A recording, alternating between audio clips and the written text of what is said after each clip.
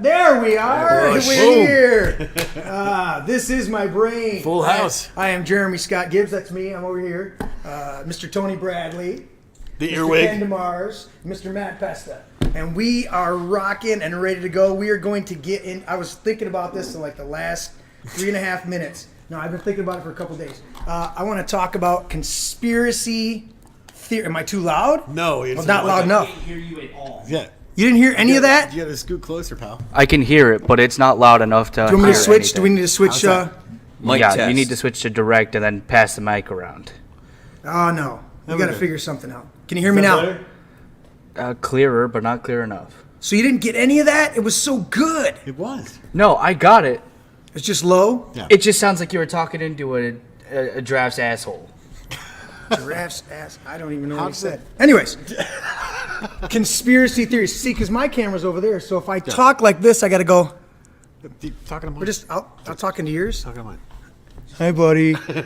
It's your bottle of wine. Anyways, this is the first night we've thrown it together with 4 cameras, so it's we're a little bit.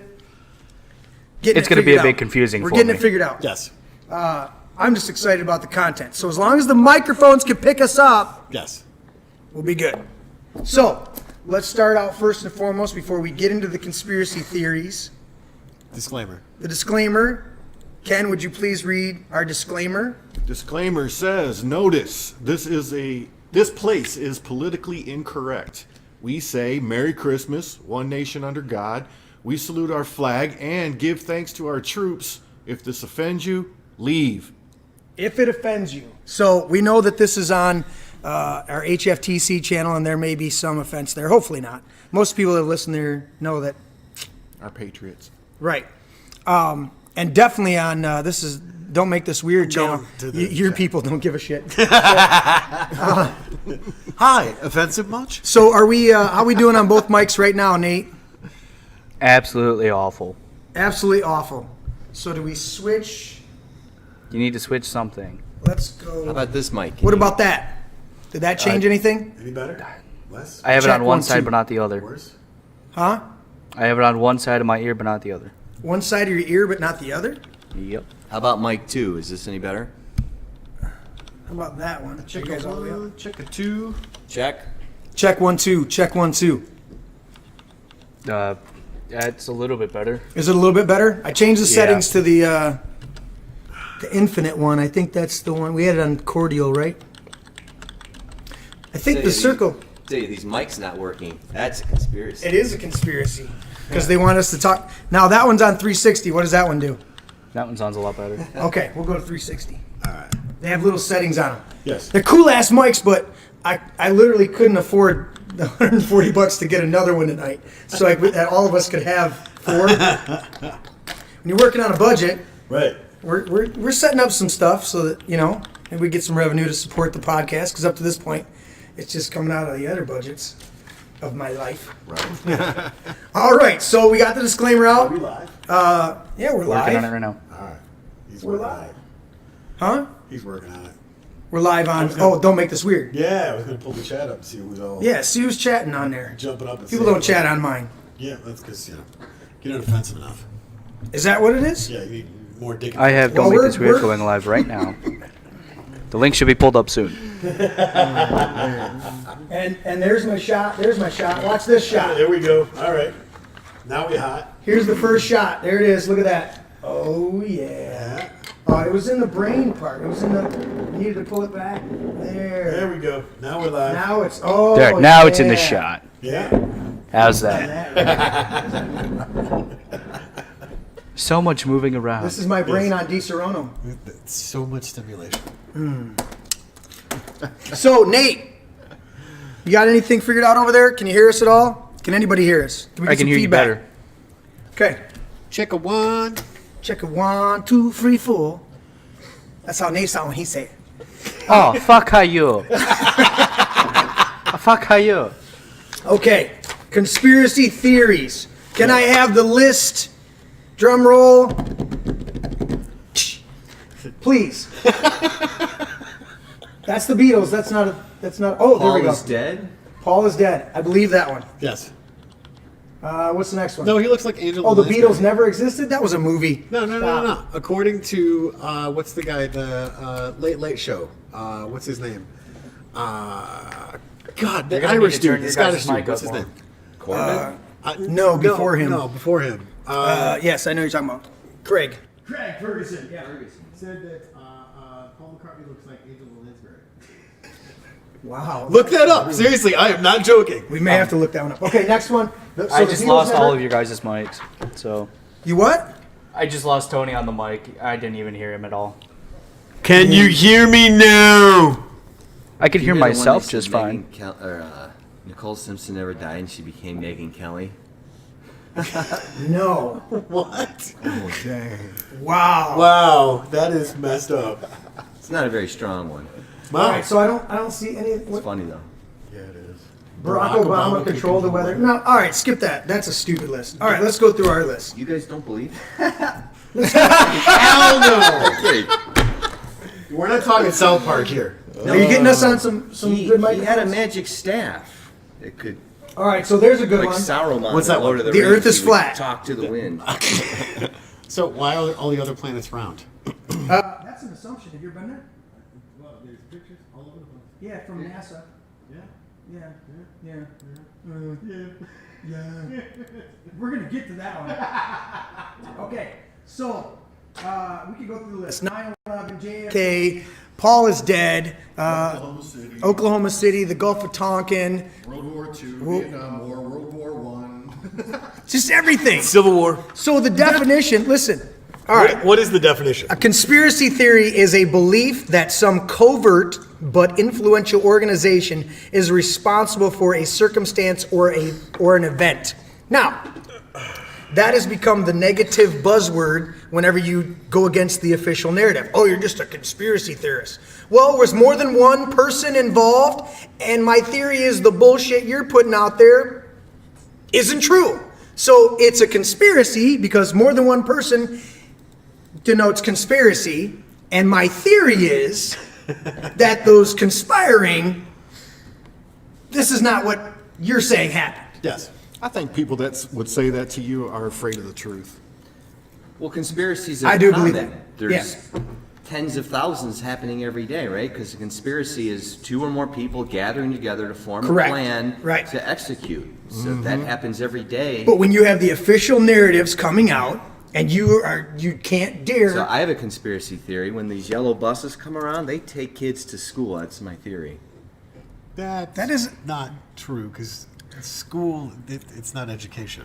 So they don't take them to school. No, but my point is, He did say school. that's a theory. It happens to be a true theory. Right? I didn't say they were getting a good education. It's more like indoctrination. But Right, exactly. Are we getting anything, Nate? I'm just pointing out that the use of the term conspiracy theory is generally to create some kind of shame response in the person displaying it. Yes. And that example shows that a conspiracy theory can be false or it could be true. It's not good or bad. Right.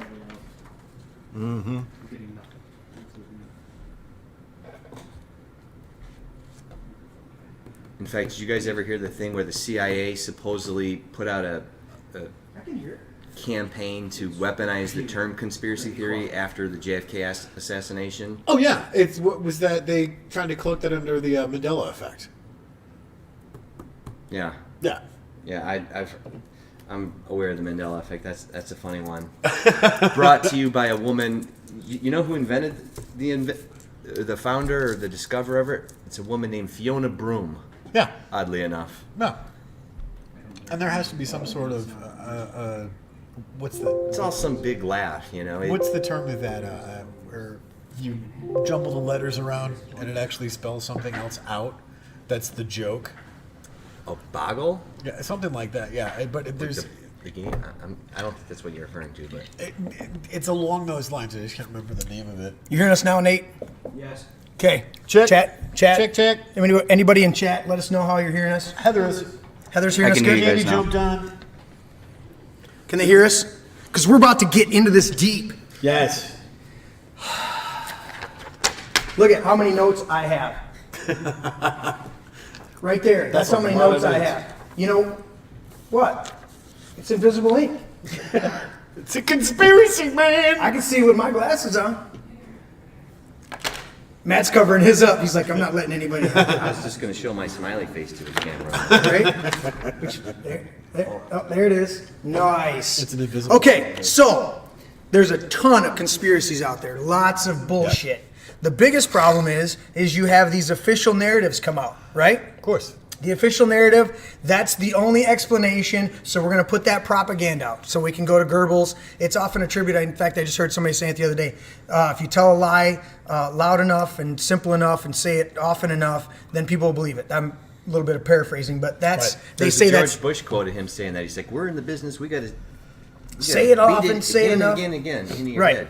But that was attributed to Hitler when actually Hitler didn't say it was from Goebbels. Heather said, don't turn away from the mics and it should sound good. Okay, good. All right, so we got to just, when we go to talk, we can do this. Yes. But we got to have a dialogue. So we're going to work on the mics because if we're not embarrassed by our first offering, we waited too long. So we're still going. Anyways, so my problem is, what's in my head is, I'm going to challenge the narrative. I'm going to challenge the official story. Just on the surface of it. That's who I am, okay? Cool. Here's my other thing is, if you're not willing to challenge those official stories, yeah, okay, then you're not really a thinking person. That's the way I look at it. Of course. And so... Afraid of the truth. Afraid of the truth. Exactly what you said. So I want to go through and go, all right, what is the biggest conspiracy theory that you have? We could go through a ton of them, but let's hammer out what if you can do it. Because I know Matt's got it. Look at this page. Notes. What's your biggest conspiracy theory? Because they are conspiring, dude. I mean, we could go through talking about how they're weather manipulating right now. They've just finally come out and admitted just recently that they've been aerosoling the sky for years. We look up, and I've said to friends of mine, I'm like, dude, look at the freaking chemtrails up there, dude. And they're like, oh, no, that's just contrails. Yep. I'm like, no, because there's one jet going over and there's nothing, and another jet goes by, and guess what? There's a cloud formation within a couple hours. Just watch it every day. Some days you get a clear sky, so I guess they grounded all the flights on all of those days, and then other days it's like a checkerboard. I heard there. Exactly. I heard the other. Or like you said, the same day. One's got one doesn't. Yeah, I literally saw it, and they go, "Well, that's different altitudes." I'm like, bullshit.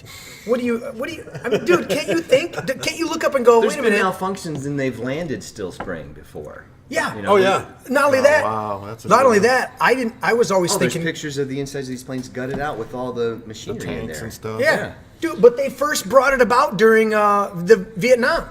They brought in these. This guy came in and he was spraying and aerosoling the sky with aluminum and barium and whatever the concoction was, so it would rain because they wanted to wipe out the Ho Chi Minh Trail because that was the direct supply line for the Viet Cong. They're like, we'll just make it fucking rain and wipe them all out. And they were like. That was literally weather modification in the 60s and 70s. Yep. So, but the thing for me on the weather modification, I didn't get this, dude. Did you guys hear this? There are private, I always thought it was government, right? Like big federal government or shadow government, right? Dude, there are ski ranges, ski resorts, and lake communities, and all sorts of other private organizations that are hiring these planes and having them go up so that they've got enough freaking snow on the hill, or they got enough rainwater in their reserves, or whatever they're doing, dude. They're modifying it like and then they're fighting with each other. So like one place that hired these guys to put more snow on their hill is also the government's going, no, wait, we don't need that much snow over there in that area. We're going to do it over here. So they're like, there's a whole bunch of internal shit going on with all these. I'm like, what? So yeah,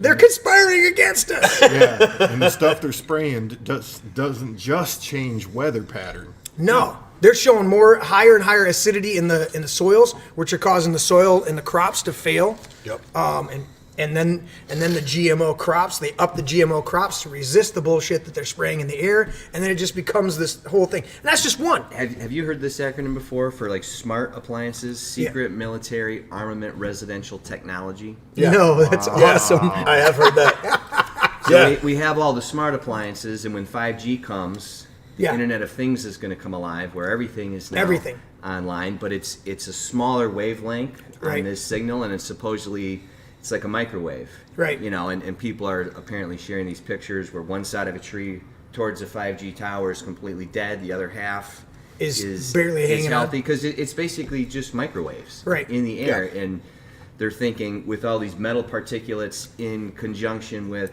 the 5G. And then I've even heard stuff before, even tying it way back to getting lead paint out of people's houses, because that would give you some protection from all this junk. Oh, wow. So they told you lead paint was bad, and then you learn the Romans used to eat the shit in their coffee. Pardon my language, but it's like lead's just not that bad. His part is, what the fuck, man?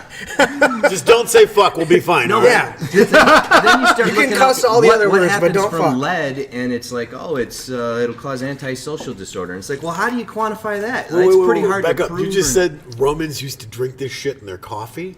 they used to use it as sweetener, lead. Lead? Really? Yeah. Have you ever? Yeah, this is common have you ever knowledge. tasted I lead? didn't know it until I found it out, and I was like, we talk about lead like it's uranium, but then, I'll delve one more time. If you watch Galen Windsor, the guy who I think engineered the modern nuclear power plant, he used to drink the uranium for displays. He did it for like 20 years. I watched some he of used those videos to swim 'cause you into said- vats and stuff because Yeah. he's like, this stuff is just passing right through the body. It doesn't harm you So at all. who was the guy that did the whole leaded gasoline thing and died from it? Probably another conspiracy. Well, He drank it or what? No. I don't Like, know. legitimately, I don't know With anything the about lead this in story. it. What about that? That was lead pipes leaching into the systems. Okay. That was Flint. Yeah. Okay. But So how we'd many, have to- how many lead. deaths did Right. you hear about from that? A lot of stupid kids, Of course, but they may nobody have been wants to stupid drink lead beforehand. water. I don't want to drink lead water. I'm not saying it's a good holy thing. I shit, just- there it is. Romans used an artificial sweetener, sugar of lead, to sweeten preservatives in their food. And I mean, Oh, hey, it's a part of lead. They call it sugar A of sweetener lead. derived It's from sugar lead. from lead. lead acetate. Yeah. What is that? Lead acetate? Yeah. Yeah. Well, and again, It's a poisonous crystallization. What? Go back to that. Highly poisonous. They ate it for Solid years. that resembles table salt. No shit. But the lead paint in your walls is really good paint. And Right. I don't know how many people are eating paint chips. Like, I don't think not, there's that I'm big not of a on a regular problem. basis. From my I mean, real Tommy estate Boy- classes, the teacher says, well, they made paint from lead because it made really good paint. Right. I guess we can't have good paint anymore. It probably covered in one coat, and you didn't have to go back and touch it up. Yeah, I don't know. Probably cut in really well, and you didn't have your tape ripping half of it off when you pulled it back. Just saying. Wow. So it was bad for you to eat because it was, or drink. Well, here's the thing. I don't, It's because of the acid content. well, I'll go down this road. Okay. They say at one point they say coffee causes cancer and everything like that, but then you find out the lab things that they're doing with the rats, they're giving them like 5,000 times the amount of caffeine Well, yeah. that you In- would in the ever future- ingest in a lifetime. That's the same thing. in one day. And of course they're going to get overloaded. What In the the fuck? future, you won't even be able to build your house out of coffee beans, and they'll laugh that we used to drink it. See, that's what's funny about that Now is that's a conspiracy theory. proteins. They say Coffee beans must be. protein house. to help you heal and all this other crazy Right. stuff. Yet snake venom, which is poisonous, is predominantly like a hardcore, almost what is it, like 96 or 97% Venom? Venom. It's protein. It's concentrated protein. Is it like an There's amino so many. acid There's so protein, many. or- Well, here's the thing. I'll say about Look the it up. lead. Say about the lead and all the other things, right? Arsenic and everything like that. I don't make it a practice. Don't I drink should. lead. But Disclaimer. they came out. It was a few years ago. They came out and they were like, the schools were banning apple juice. Remember this when it came out? They were banning apple juice because there were trace amounts of arsenic in the apple juice. Well, there's arsenic in the seeds of the apple juice. So it stands to reason when they're pulverizing the apples to get the juice out of it, to put in juice boxes and then give to kids, you're going to get trace amounts. But here's the problem. Yeah, like the They parts per freaked out million. about the arsenic in the seeds, but the reality is the trace amounts that are found in the seeds of the apple It's so minuscule. Well, not only is it so minuscule, but it's the exact relative amount to the size of the fruit itself. Right. So if you eat a big apple and there's a lot more seeds, or you eat a smaller apple and there's minimal seeds, if you were to eat the whole apple, remember it says in Genesis that I give you every seed-bearing tree for food, right? You're supposed to eat I don't do it. Right. Because I just can't bring myself to do it. But I knew people that have. Yeah. Where you eat the apple, all of it. Damn, I'm not eating corn on the cob then. You eat the whole you eat the whole apple, okay? Seeds and all, and the trace amount of arsenic in the seeds along with the whole pulp, because you're eating it all at once, okay, goes into your system. It's a cancer fighting. Arsenic fights cancer in your body. It seeks it out and fights cancer, dude. Seriously? And if They you would, taught you it was a poison. but it's trace amounts. It's Okay. trace amounts Well, in balance. It's like certain And parts per it's- billion Yeah, or the whatever. parts per million is. Yeah. Exactly, Not but it toxic. seeks out cancer, and the reality is we all have cancer because all cancer is a perverted cell. Now, a what happens radical. is when so when your body moves to a certain, that's the whole conspiracy about freaking cancer. Oh, we're going to fight cancer. We're going to fight cancer. We're going to fight, and I go. If you ate healthier and then diagnose, listen. Here's another one. When your body forms a tumor, okay, that is a mechanism to protect you because the tumor is encapsulated, and every time that another one of those free radicals is formed, it comes in there, and the body literally brings it over to that jail cell and puts it in there and protects it.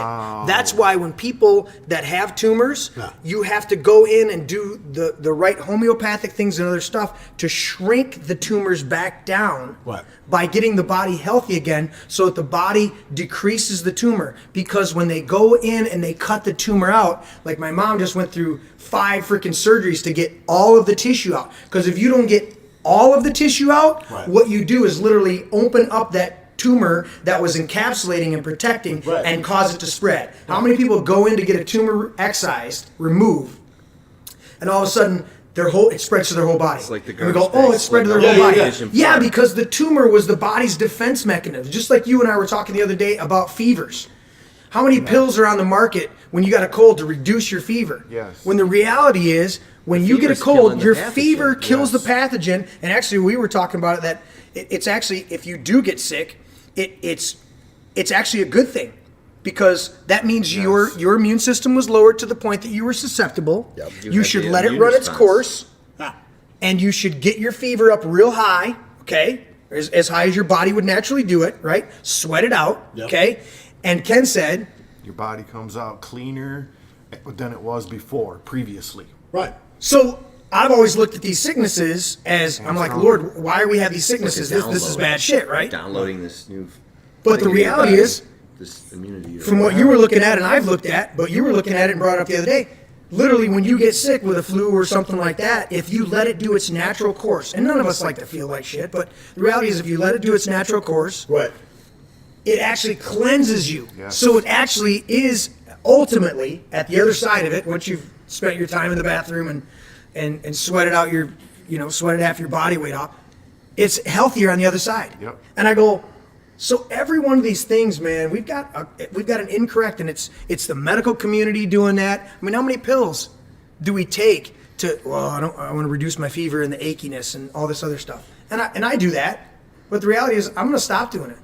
If I get sick, and I don't get sick very often, but I'm gonna continue to build up my colloidal silver. I build up my immune. Well, so does Ken. Right. You were doing it for a while, pretty Yeah, regular. we keep it So, on hand. yeah, so they rolled us out the blue guys, so no one would take colloidal silver. You ever see that guy? Oh yeah, Papa Smurf. Papa Smurf. Yeah, because Yeah. it took so much of it. And again, Yeah, that's the same thing with that's the right. with They the spray painted the guy blue or something, rolled him out on TV. Maybe he's With- always blue, but but the arsenic and all the other things like that. We need look it up. We need a trace amount of every element Okay. in the earth. Right. We were created from the dust of the earth. Right. Yep. And we need every one of those elements that are in the earth in trace amounts. Well, look we at- need copper, we need lead, we need arsenic, we need all those things in balanced trace amounts. Mm-hmm. If you have too much, then you're out of balance, but you need them in trace amounts in order, because your body's going to use it. You're made of the dust of the earth. Right. What is it? The 7 rare earths, I think it is. I can't remember all of them, but pull that up, Nate. 7 rare earths. Well, like you were saying about colloidal silver. So you did it. Explain how you used to do the colloidal silver.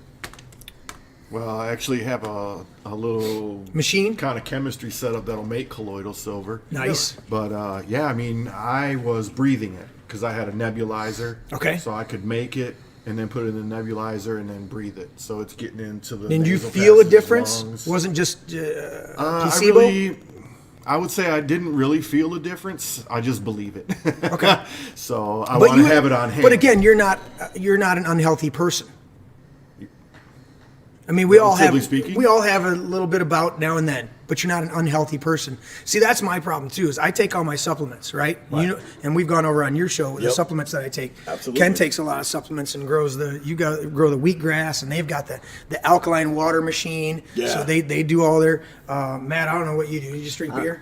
I don't know if the supplements have what they say they have, so Well, I get the ones from Alex Jones. So I just always say get it from real food because then you know it's there. And That's I the best agree with place that to get because it. That's the that's best where place. I'm at it, and I've noticed. I don't believe anything, so of course I believe supplements don't have what they say they have. If you eat a well-balanced diet, I mean, it's a default setting, you know. Like, how can you know anything unless you doubt everything?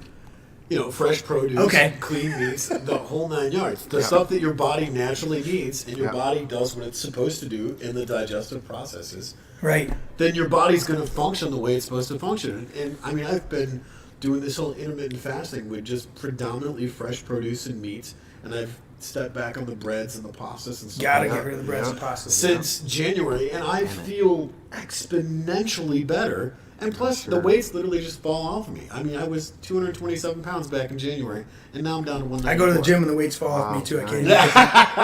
But that's the thing, is just changing my diet and exercising. Yeah. Which is something I wasn't doing prior to that. Right. And eating healthy, you're going to feel better. Well, I heard this one, and I believe him. I think it wasn't Lord Monckton, one of the British guys that Alex Jones has on. I don't think it was Lord Christopher Monckton. I think it was the other guy. I know that guy. The other guy is Nigel. Montague? Nigel Farage. Nigel Nigel Farage. And Yeah, Nigel he's got on there. Parliament member. Well, he was Parliament, but he was also in.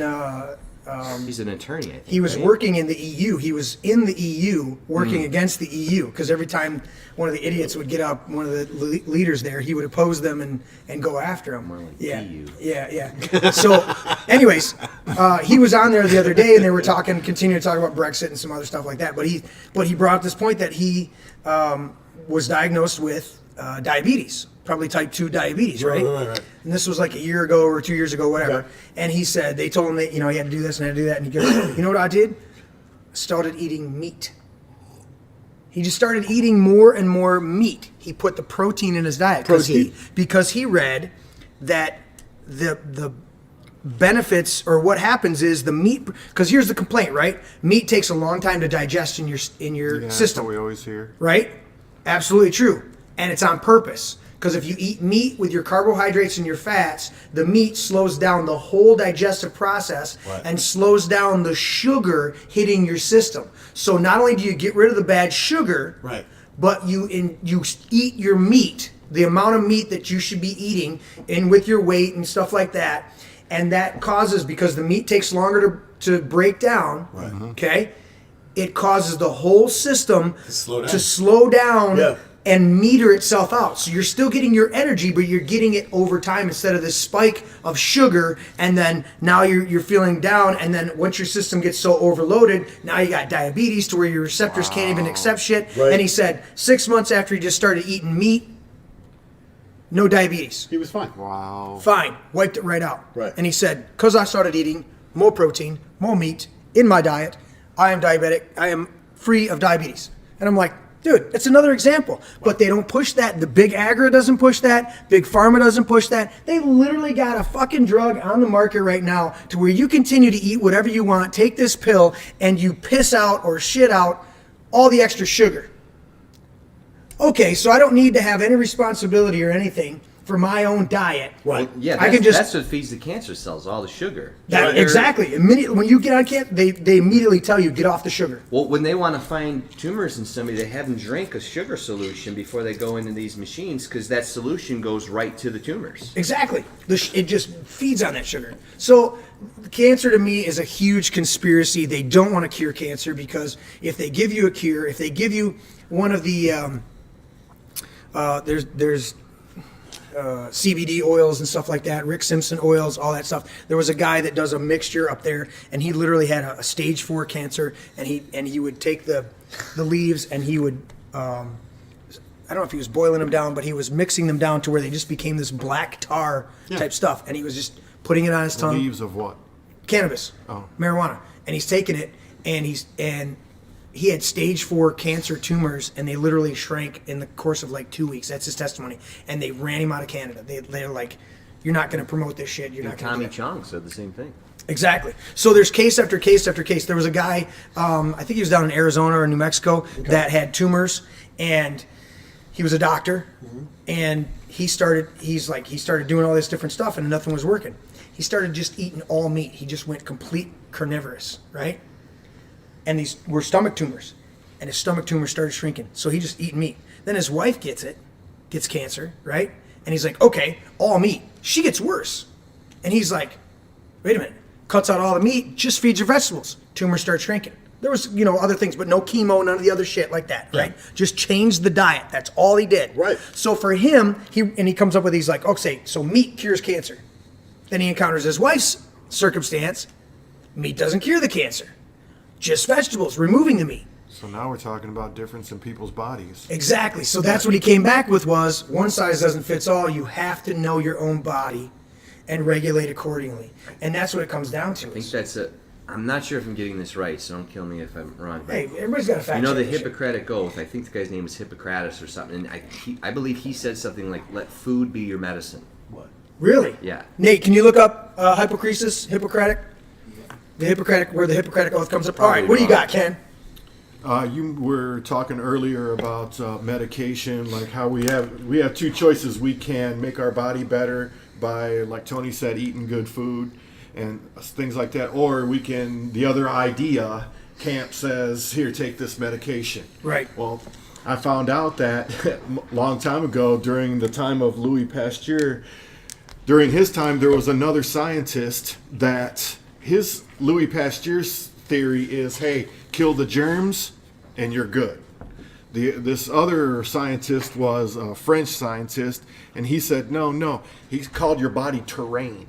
And he said, take care of the terrain and you take care of the sickness. Right. But Pasteur's idea won out, and that's why we just have medication coming out our ears, and which we all know, all it does is cover up symptoms. Yeah.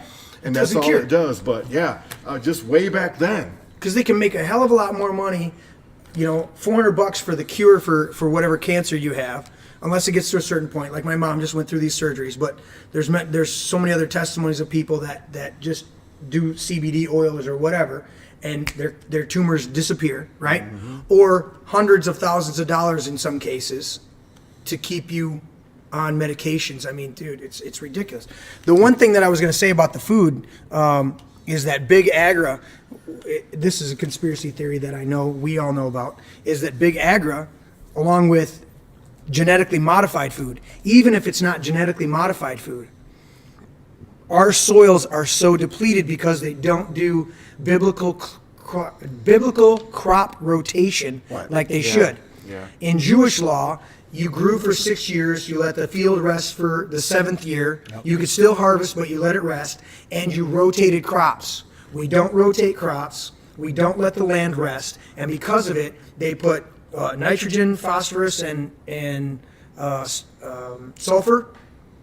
Those are the three things that are absolutely necessary to at least make the fruit, the vegetables and fruits look good. Mm-hmm. But we're missing all of the other trace elements because up to 100 to 200 years ago, everybody burned wood predominantly for heat.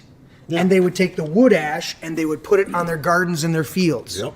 Also, we would have natural fertilizers with the cattle and all the other livestock that you had that would get fermented and it would get processed, just leave it there to ferment, and then it would get spread on the fields. So you had the natural sulfates and sulfurs, and you had the natural phosphates and the magnesiums and the calciums and everything that came through because the animals were eating the grasses and the other things, processing it, putting it back in the field. So I agree, we need to get it naturally out of our fruits and vegetables, but that's regional, and our vegetables in our fields are depleted. That's one of the reasons I take supplements. The other ones is I don't like a lot of vegetables, and it would take me a long time to eat all that. So I take like curcuminoid. I take that. I take my fatty acids. I take some of my other ones, and I take the multi. That's from longevity. Yeah, the tangy tangerine, which has got the 90. They call it the 90 plus, which has all the essential minerals and vitamins. So it's not just the vitamins; it's the minerals, and you got to have them all. Mm-hmm. So, Matt, what do you got? Well, just to comment on what you were saying, I watched a video the other day. This guy did a really good job on it.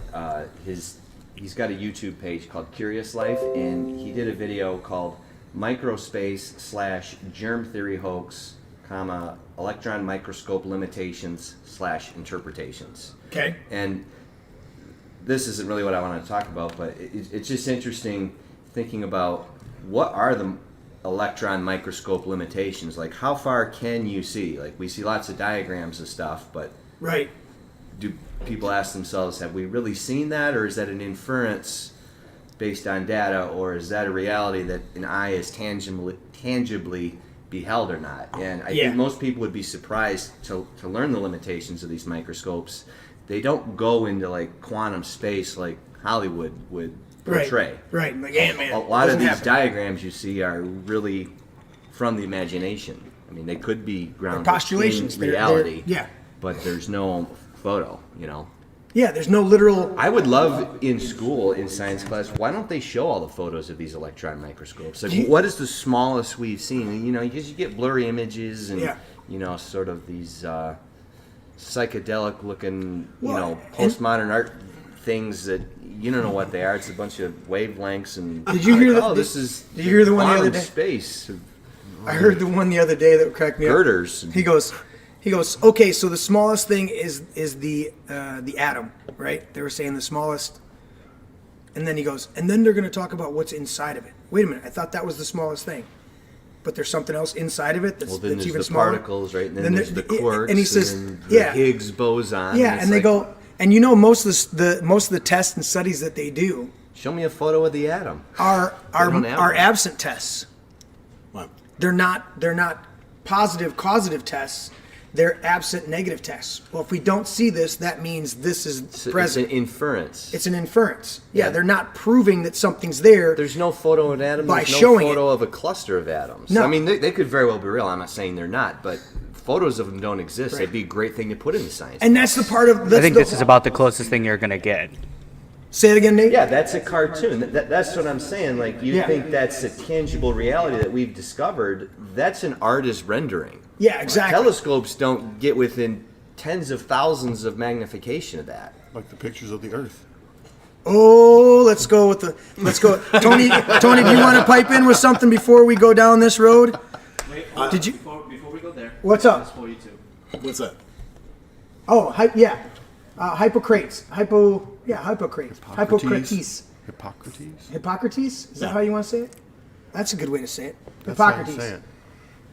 Is still held sacred by physicians to treat the ill to the best of one's ability, to preserve a patient's privacy, to teach the secrets of medicine to the next generation, so on. Are you reading down? Can you look up, The did he ever Hippocratic say Oath? let food be your medicine? Or it could have been another Greek. You wear a toga, it's sort of like a lab coat. It is. Carries a lot of gravitas. It is. Something about Most a of the white garment. White. I should have brought my lab coat tonight. It would have really beefed up my stuff. Speaking of food and conspiracies, What's that? we were told Average protein estimation, snake venom is 49.8 to 96.4. You ever see that guy who's trying to build up his own immunity to a black mamba? Yeah. The doctor's like, don't do it. Yeah. He's like, I'm doing it. It's insane. So, okay, but I'll counter your supposition For what? for the snake venom with the fact that rat poison is 99% benign. It's the 1% Isn't that what they put in our drinking water? No, Yeah. it's what they put in butter. You That's call what it they put- fluoride or rat poison, right? That's what they put in It's your butter, margarine. Yeah. Yeah, that's what I was just going to bring up. It's like That one used to be molecule away better from for you than plastic butter. than rat poisoning. So, I mean, Right. you like plastic or rat poisoning? I'm glad Pick you one. said that because, back years ago when we were told butter's bad. I love You butter. got to eat margarine. Butter's bad. Yeah, fuck all that. And now, I in grew up on recent- the farm, man. In recent years, we're hearing, butter will mess you up. I mean, not butter. Margarine is the worst thing ever. Dude, it's completely saturated fats, and Yeah. I mean these really bad saturated Yeah. fats that are horrible, dude. Well, that's a perfect example of non-demonstrated data sets that you can't trust. Right. Right? Because at one time everybody thought margarine was the way to go, and now we know. Is no, that you really shouldn't have true, having though? Butter. Here's my question, because we're talking about conspiracy. Right. Is that just a lack of knowledge that back then it's harder to make we than really butter. thought that margarine was better than butter? Is Yeah, that real? 'cause it's Did harder we to really make. think that, Well, it's or supposed were to we be just healthy. told I think the that? community thought that. They went through all these guys advanced who were, processes to make this thing because think they were thought it was pushing better. that. Butter's Well, easier to make. Yeah, but Look when they took took, what was it, the iodine out of the bread. No, they took it out of water. out of the salt, Or the They salt. took iodine too. out of the salt. Yeah. which was the main place of it, and IQ's lowered. And I China, forgot to take right my now, iodine. China's literally putting the iodine back in their crops because their population is getting so dumb, and they're putting iodine back in. That goes along plagiaria. Look up plagiaria, Nate. It's where they took the niacin out of corn to make it cornmeal to make the cornmeal last longer. Yeah. In the 20s and 30s, and over 100,000 people died from plagiaria, which is a lack of niacin. And this one doctor, he wasn't. I wouldn't say he was observing the Hippocratic Oath, but he came into. He had a prison. Where's it at? And what does niacin do? It flushes toxins out, right? Right, but it's part of the wheat germ of corn, okay? And they took it out of the corn to make the corn meal last longer on the ships, on the barges, sitting on almighty dollar. And then everybody's eating the cornmeal thinking it's got everything, and it doesn't. No. And now everybody's getting sick because they're deprived of it. And this guy literally just put niacin. He fed these prisoners. I don't know if they were volunteers or what they were, but it was in the South. And he fed them cornmeal without the niacin in it, right? Corn bread, corn muffins, corn this, corn that, whatever, okay? They all got sick, dude. They all had, all sorts of stuff going on with their body. He puts the niacin back in their diet. That's all he put back in their diet. They all recover. And he puts out this, and he was scoffed and put off, but then they eventually just quietly put the niacin back in to the cornmeal, right? And now we don't have that problem. Did you find it, Nate? Not yet. Yeah, eggs too is another one. So when we talk about conspiracy, I just wonder, did the scientists and whoever really think that margarine was going to be better for us, or was that just put out there to mess us up? I think it's and the eggs too. To me, it's just an agenda. Anytime, here's my rule of thumb, and I don't know if you guys subscribe to this. Anytime an industry or government or group pushes something contrary to a natural product, Yeah. I automatically go. My bullshit meter starts to tick up. Oh yeah. Sure. It's like wait a Absolutely. minute. So marijuana's bad. Listen. In the 1943, during World War II, we had hemp for victory. That was literally a campaign from the federal fucking government of hemp for victory. Why? Because industrial hemp made canvas. Yep. Made rope, best rope ever. Clothing. Okay, clothing, all sorts of stuff. You can. endless. It's endless. Yeah, this is a highly spiritual topic. This is all about upsetting God's natural order. You know better, so That's what I'm saying. put Is your lab coats and your Yeah. degrees on, and give me the chemicals Right. that you mixed. And in you a know lab who was rather than who what's was behind already reefer? right there. Well, who was behind reefer madness? Okay, Dow Corning and DuPont. All right, why? Because they came out with the synthetics. They came out with nylon and rayon. Is it rayon? Yeah, nylon and just all the synthetic materials, and Yeah, that's what they're DuPont's, pushing. That's a great family legacy, right? Yeah, dude. Remember that? Well, Tony, you live up there in the thumb area of Michigan. Did you find it? Yep, right there. Niacin. Well, vitamin B3. Was I right on the topic? Scroll down there, Nate.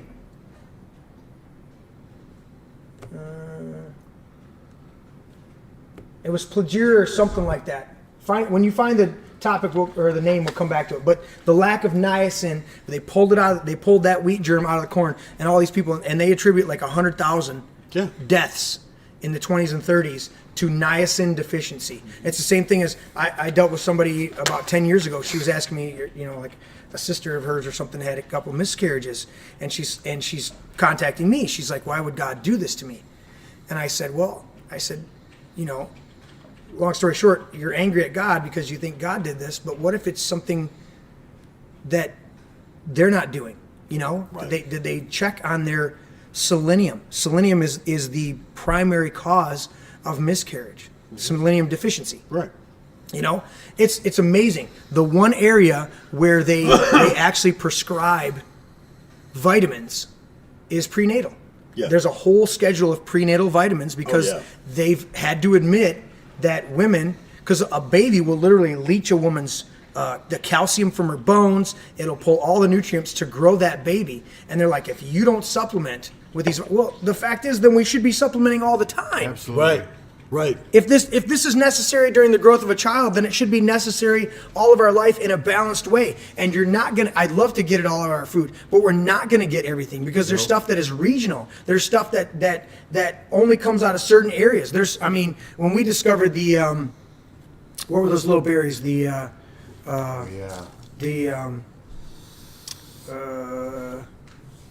come ripe in November. Yeah, they're the little berries, and they got white dots on them. Dingleberries. Klingon berries. I'll think of it. Anyways, we were told when we found these. I had a buddy who was he almost had his doctorate degree as a tree guy, as a plant guy. What is that called? Botanist? Botanist. No, not a botanist. But what's the other thing? Herb is something. Not herbologist. Like a tree husbandry or whatever it was. Anyways, he works for one of the tree companies and for the power company, and he literally goes through and sprays, marks out the plants that are going to be invasive species that'll mess with the power lines. Anyways, so he comes over one day. He's a buddy of mine. He's hanging out, and we start walking through the field, and he comes across these, and he's like, "These are autumn olives. Autumn olives is one of the names. Autumn olive. Look up autumn olives because there's another name for them." Anyways, and he goes, "Yeah, they consider this here in the States as an invasive species. It's from the Orient, autumn olives, because they grow in extreme numbers." And I literally took one of those trees when we were at our house and just hacked it up because I didn't know what it was and I didn't know if the berries were good. Right. Once we found out the berries are good, dude, you start reading what these berries, so they call it an invasive species, okay? I was always taught those were poisonous. Exactly. The autumn olives... So the autumn olives taste phenomenal. We made a jam out of them. We were eating them by the handful, right? Same thing with jackfruit. Here's the thing. They're 19 times the antioxidant power in them is 19 times greater per volume than tomatoes. Wow. I mean, it's like you start popping those, and I'm like, dude. And tomatoes were at one point called wolf peaches. They were demonized. Well, that's because of they're part of the nightshade family.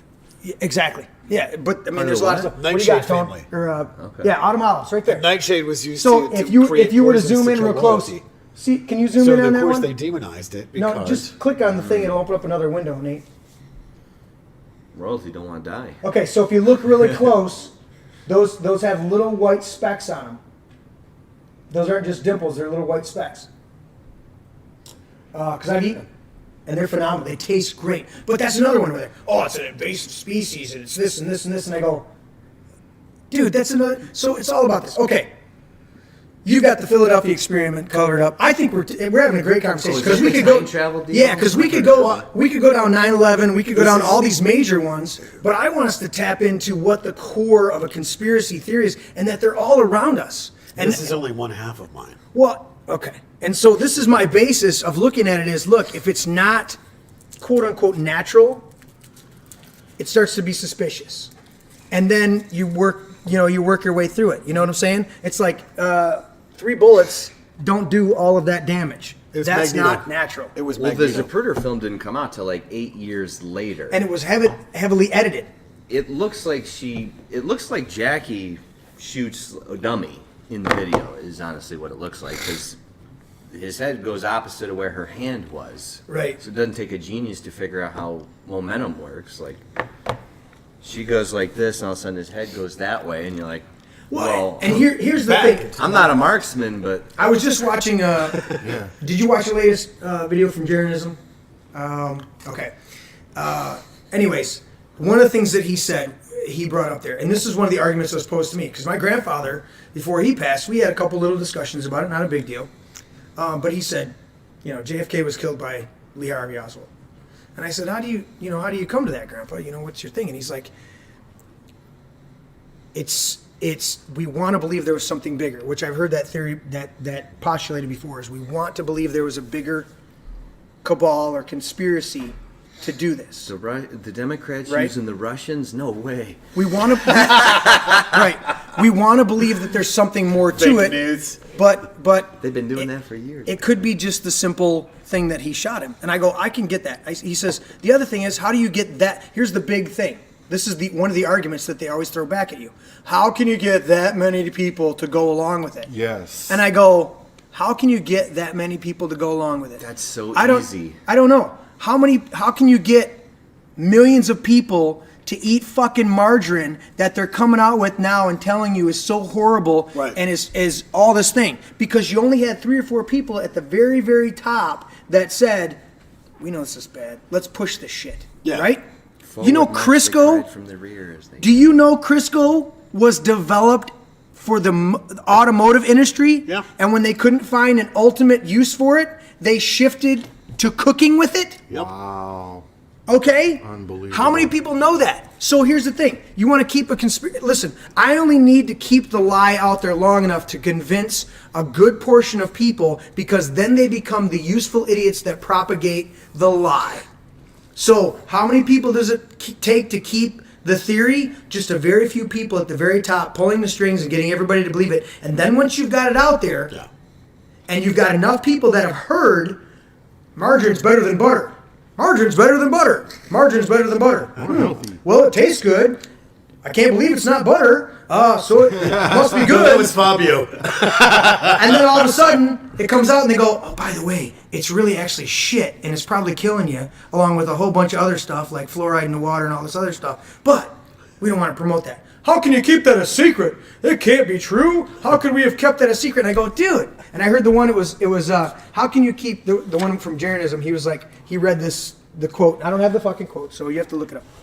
But he says, how can you keep 20,000 people involved in the space, the Apollo moon landing missions? How can you keep 20,000 people from spilling the beans on this? And he goes, that's what the guy said. He says, yeah, but he says within, a year, 20,000 people, the truth would come out.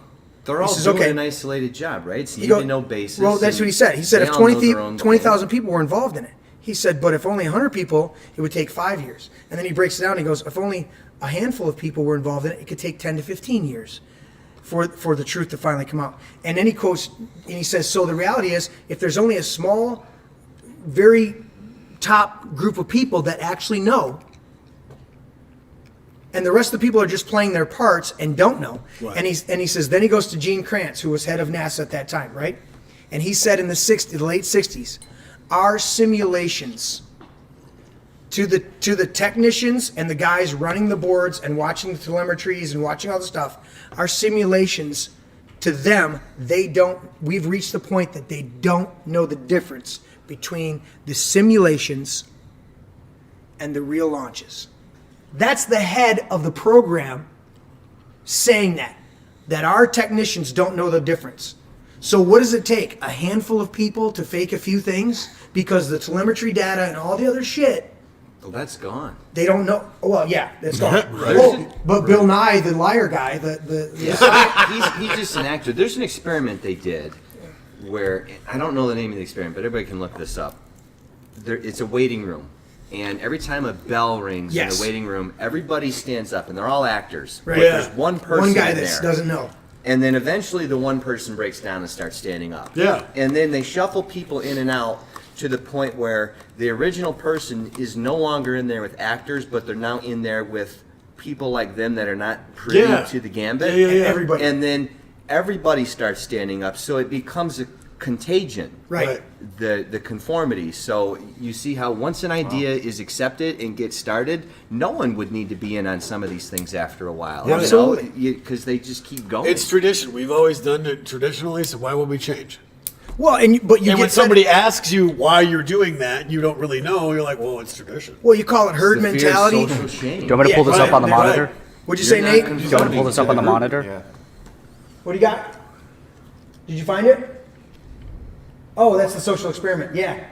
Yeah, dude. So, yeah. Or the ones where a subject is asked to shock a person to deadly levels. Yeah. Yeah. And they'll keep shocking the person, hearing the screams, because the person sitting next to them in a lab coat says, no, keep going, you have no choice. Right. Keep pushing the button. So they keep pushing the Yeah. button. People don't say, no, this is insane, this is an experiment, and you're hurting this person in reality. Right. Screw you. Right. They don't do it. They'll cave. And that's and why. we're all. But that's Can do why that. 3% of the people Maybe fought. not us, but Well, that's why 3% of the people fought the American Revolution, and the other 97% benefited. You're right. There's from a it. percent that won't. There's a percent that just won't do it because they're moral fiber, and those are the true leaders and the people that rise up in a crisis and the people that, because there's this herd mentality that just follows along with it. Sheeple. And that's how there's always, I guarantee you, they say, well, how can you keep this conspiracy, silent? There was one, they were going over the one dude that wrote up a big whole essay on how everything was, he was exposing the space program. He didn't say it was fake, but he exposed the space program, right?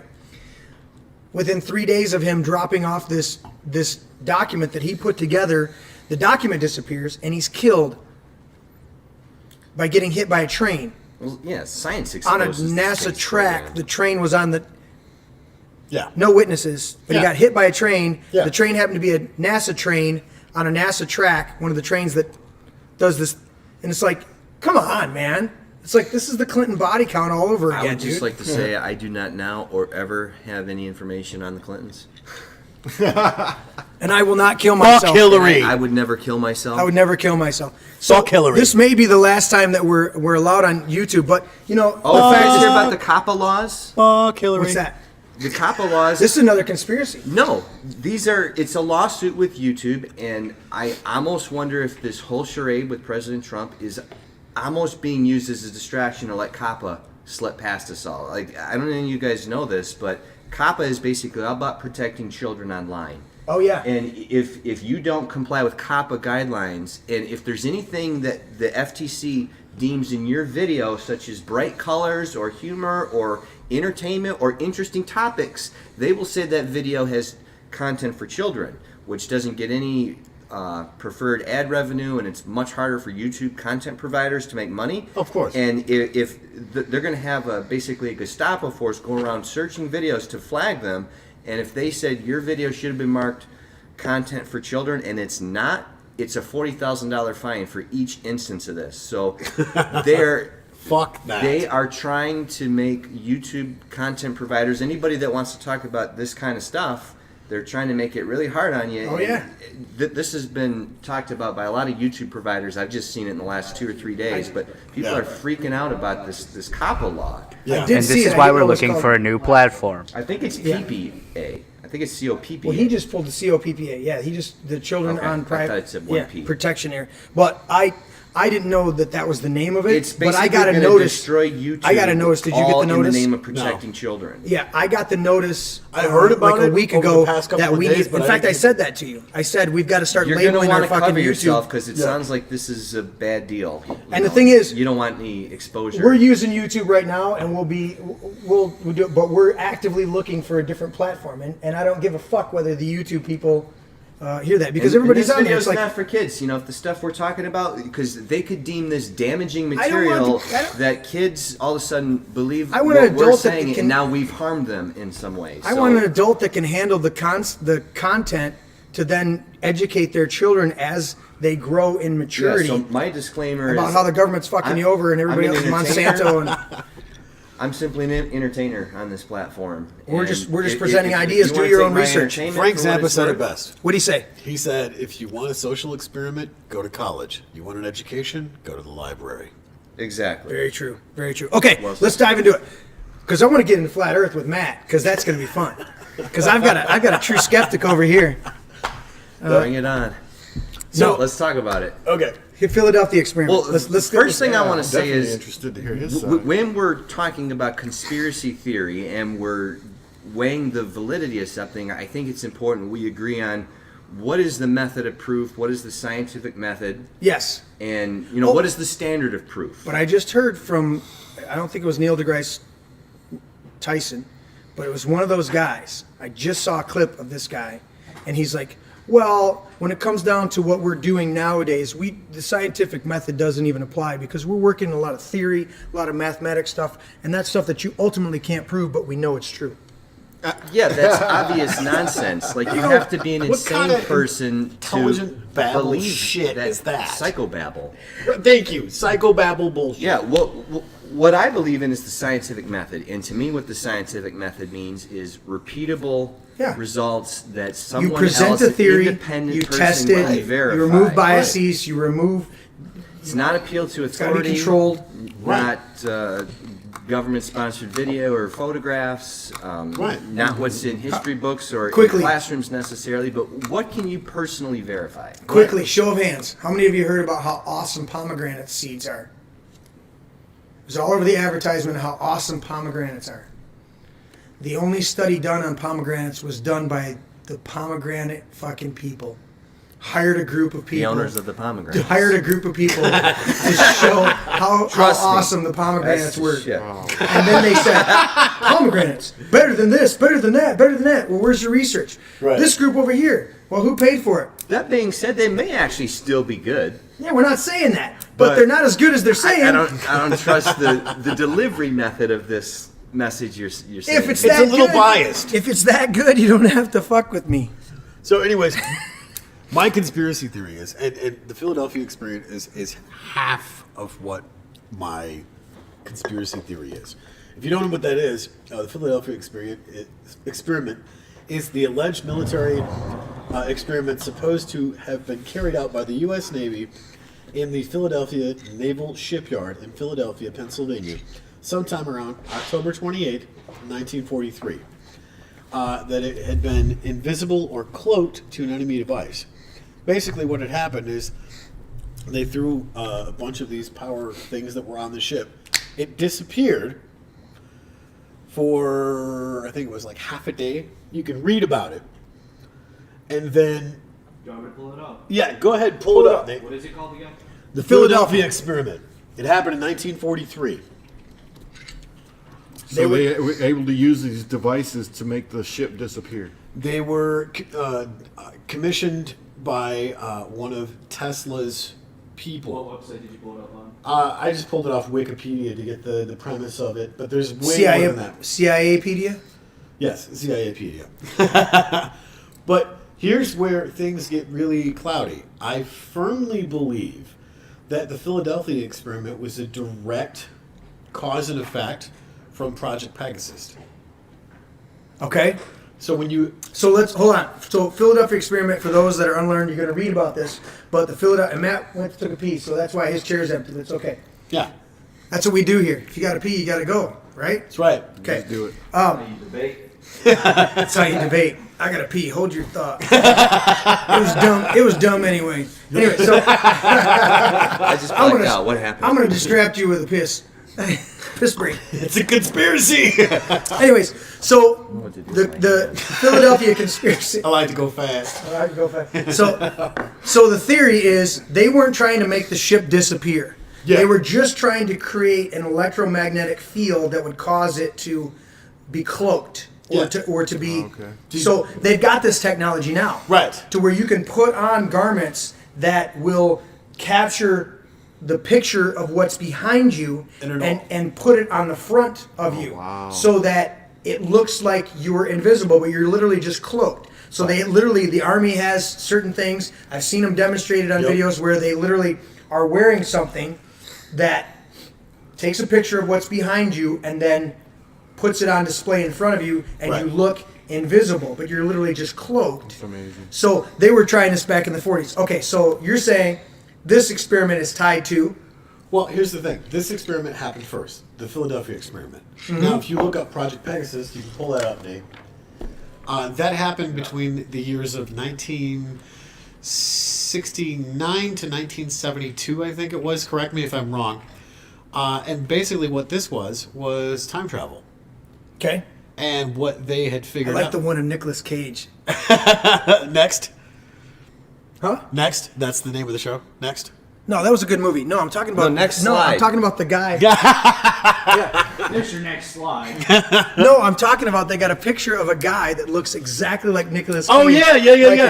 Like the Yeah. Civil War. Oh, did you ever see the dude with the smartphone with all the old people? Yeah. It's like 1930s, and he's with the It's like a smartphone. hipster, looks like Kramer. All right, what do you got? Are you pulling up the Nick Cage? It's not Nick Cage. I mean, there's doppelgangers all around. Well, let me ask you this, Tony. What's the strongest point of evidence that this theory has any validity?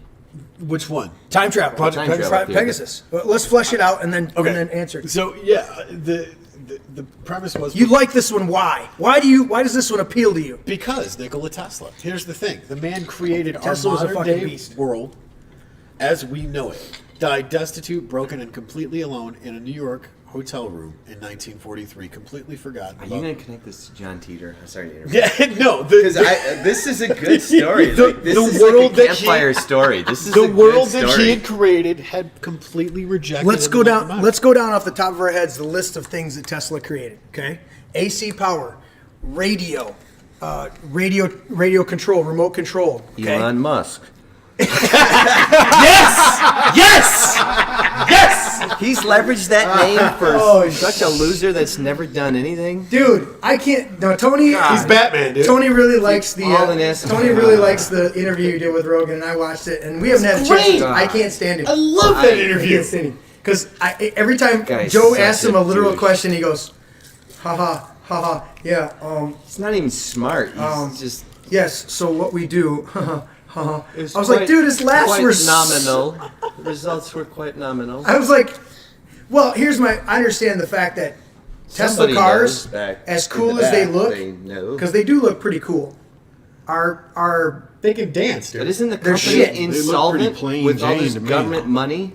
dude, they get Yeah, like make the- $33,000 per car of You give money me from Ford. all the other All right. manufacturers because it's electric. So they get the whatever it is, the emissions tax that they're putting on it that we fucking pay for when I go buy my pickup truck for work, right? I get to pay a tax through the automotive industry that then goes to a guy that creates a car that he can't even sell for its actual cost. He gets a subsidy.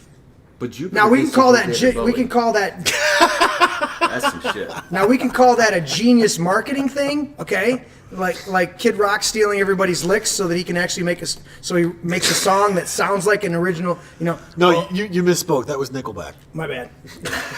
At least Nickelback just used the formula. Kid Rock literally uses the riffs from everybody else's songs so that when you hear it, I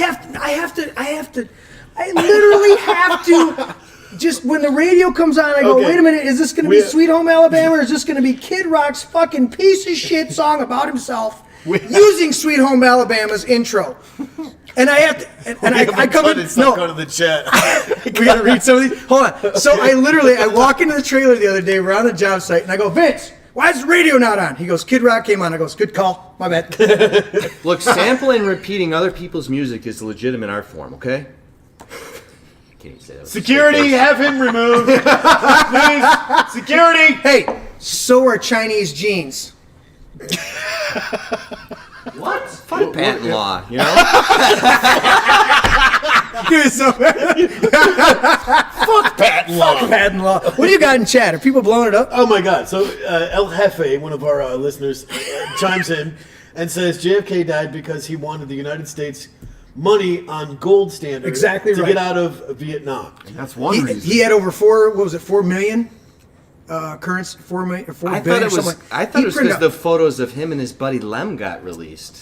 His lifelong beau? No, that was Marilyn Monroe. Lem. No. You don't know Lem? Yeah, I know him. Yeah. Wearing short shorts and petting dogs and... Wasn't that Richard Simmons? No. Anyways, Different fro. No, Sorry, my bad. JFK and Lem. Yeah, His buddy. It's a legitimate thing. Look it up. Anyways, so Heather chimes in and says, "Don't make this weird band. We're the only ones that can do that." Nice. And Jeff chimes back in and says, "I'm holding back. Laugh out loud. I see Tony tomorrow in church. What a great show!" And then he said. Jeff also chimes in and says, "No, Elon Musk was created by PayPal, and yes, Joe Rogan was a cool interview." And Heather says, "I'm on my way." She's on her way. Apparently to put a kibosh on all this because we're being too insane. Shut it down. She's going to shut it down? I don't fucking know. Whatever. All right. So, anyways, Pegasus, Project Pegasus. Finish Yes. up with that because Hold that. There it is. It's on the screen. We got to get into flat Earth before we finish up. Okay. It was a European black project. So No, that's not the right one. What It's is the this? Is it the time travel one? Under Air Force Space Command. That's not the right one. It's MK Ultra and a bunch of. You better go back. No, that's not the right one. Come on. It's the time travel one, I think the dickhead. link in MK ties in MK Ultra. Yeah, probably there's some ties there somewhere. I'm sure there is. We know that shit was real. I mean, what I I don't just believe in heard. the MK. Heather said for Car security. doesn't exist. The MK? The Lincoln MK? It's bad joke. It's bad. Keep it rolling. Okay, so Skip that we're last waiting for segment. Security. We're waiting for yours to come up. I love this. When Matt and I met, we chatted a few times, we got to know each other a little bit, and then there was a party at your place. And I was like, I just stumbled across this because, like I said at the beginning of the show that you guys will see next week because we'll post it next week. We were talking about how much I listen to Jeranism, Globebusters, what else? Listen to Higher Side Chats and Right. Joe Rogan and Alex Jones and who's another one to get me banned? Oh, Louder with Crowder, Steven Crowder. So I think just listing out that list will get us banned. How dare you come at Crowder? I love Crowder, dude. Dude, his videos. You know what? I didn't even realize it was Crowder the first time that I watched a Crowder parody, and it was the one when he talked about being banned on YouTube. And it was the whole they did a remake of the scene from Jaws. He's like, we didn't even know that we'd been banned. 250,000 subscribers wiped out. YouTube took us out. That's what happened, Chief. He took that whole dialogue. I was like, that's fucking awesome. And it literally has the one kid sitting there with what was this guy before they switched? Not Gay Jared. Not Gay Jared had the beard and he was playing the Dreyfus part and he had the same look, so he's sitting at the table and he's going, so they demonetized us on July 17th. We didn't even know for 2 weeks. I was like, that's fucking awesome. You know how we knew? Subscribers dropped off. Started getting emails. Oh, okay. Sorry, I misspoke. So Project Pegasus happened between 1968 to 1972. Get your shit straight. Right there. Oh, there it is, right there. Okay. Okay, so Bring it. yeah, and basically what it was time travel for kids, sending them to from basically New Jersey to New Mexico at an Air Force base or a military base. Okay. And they would explain what happened because they would be bouncing between years and so on and so forth. Okay. Now, the direct correlation, because they were using teleportation devices that they had uncovered with Tesla's seized stuff that they got from the hotel room. Laboratories were seized, right? Right. Not only that, every time, all of his paperwork, every time that he... Trump's uncle was the one that took it all into custody. I know that. He was destitute, okay? Because he never held on any of his patents. He didn't want the patents. He wanted the technology released. And he thought by not holding the patents that the technology would get out. When he should have held the patents, and then it would have been released. And then he could have had control of it.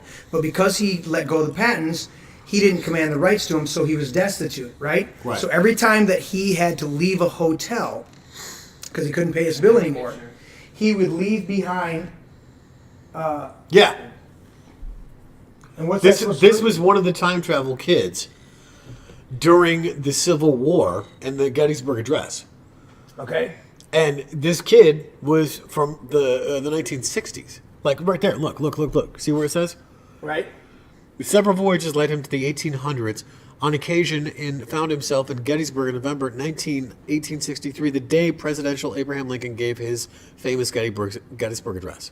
Well, I tell you what you'd have to do for somebody like me is you'd have to show me the metadata so I know that kid's not just photoshopped in there. Right. Oh, Right. absolutely. Give me the original photo. Right. Right. But this is not. Because we can do the original photos of the moon landing and see that the moon was cropped in. Right. There's no stars. What the fuck? But that's the thing is almost every single site that has posted something like this has been taken down. I mean, Well, let's just ask the larger question. Is a photo any kind of proof? for this one. For anything? Right. Well, no, because you can scrutinize it and Photoshop it and recreate it. I just heard the fact that they can take that. I was listening to some guys talking the other day, and it brought some huge legitimacy. They were like, listen, there's some people that believe that the Old Testament was written after the New Testament because the New Testament needed to be written and then the Old Testament to corroborate all the prophetic things that were in the New Testament that had been fulfilled. So then they wrote the Old Testament afterwards. And he goes, and look, you can't prove dating. So I'm not ascribing wholeheartedly to the first premise, but the other premise is you can't subscribe dating because all the ways that they use to prescribe dating to things have been proven to be false. So how do we know that the Dead They Sea can tell you the Scrolls date are if they this know how much? old it was already. Unless the date's literally in it, and there's some other corroborating evidence, we don't know if that papyrus is that old. Right. It could have been aged artificially, the ink used, the style of writing used, the ink used to match it, and then artificially aged, put in a cave, and then pulled back out. And I go, what do we have to fucking hang on to at the end of the day? Nothing. It's all conspiracy. You know what we got to hang on to? Good friends like this. Okay, Absolutely. so time travel, good stuff. Ties Yes. back into Tesla, and Right. I believe that Tesla, like I said, every time he couldn't pay his bill at the hotel, he would leave, and he would leave behind shit. And as soon as he left, they were watching him the entire time. Every single They time. would come in and seize all of his stuff. Maybe Trump's uncle. I heard when Tesla died, all his patents and all his I heard that it was the FBI that property seized it. was seized. Well, it could have been the FBI, but I have a very limited understanding on this. But Okay. I thought one of Donald Trump's relatives, I thought it was his uncle, was maybe part of whatever organization that took Right. all this stuff into custody. So Okay. I'm not going to hang my hat on this because I don't really know. Well, there's a It's lot something of that passed my attention. statements or paper that came out that was hugely redacted, and I got a bunch of copy of this stuff because I mean I find Tesla absolutely fascinating. Dude, he's amazing. and the Because fact the dude never did actual testing, which goes a little bit against the scientific method. But here's the caveat. He did all of his testing up here in his brain, and then he built the shit, and the first time he turned it on, it worked. yeah. That's how deep his mind was that he did all the testing.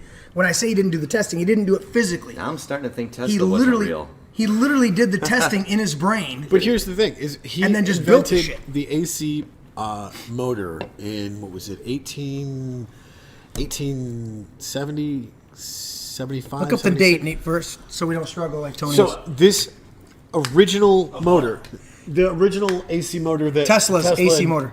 created, is still working to this day, and it's in what is it, Czechoslovakia or whatever, wherever he was originally from. Yeah. They believe that the Thought it was the in Rosie the big O'Donnell's, explosion. bedside nightstand. They believe that the big explosion that That was leveled. Bill Nye the Liar guy.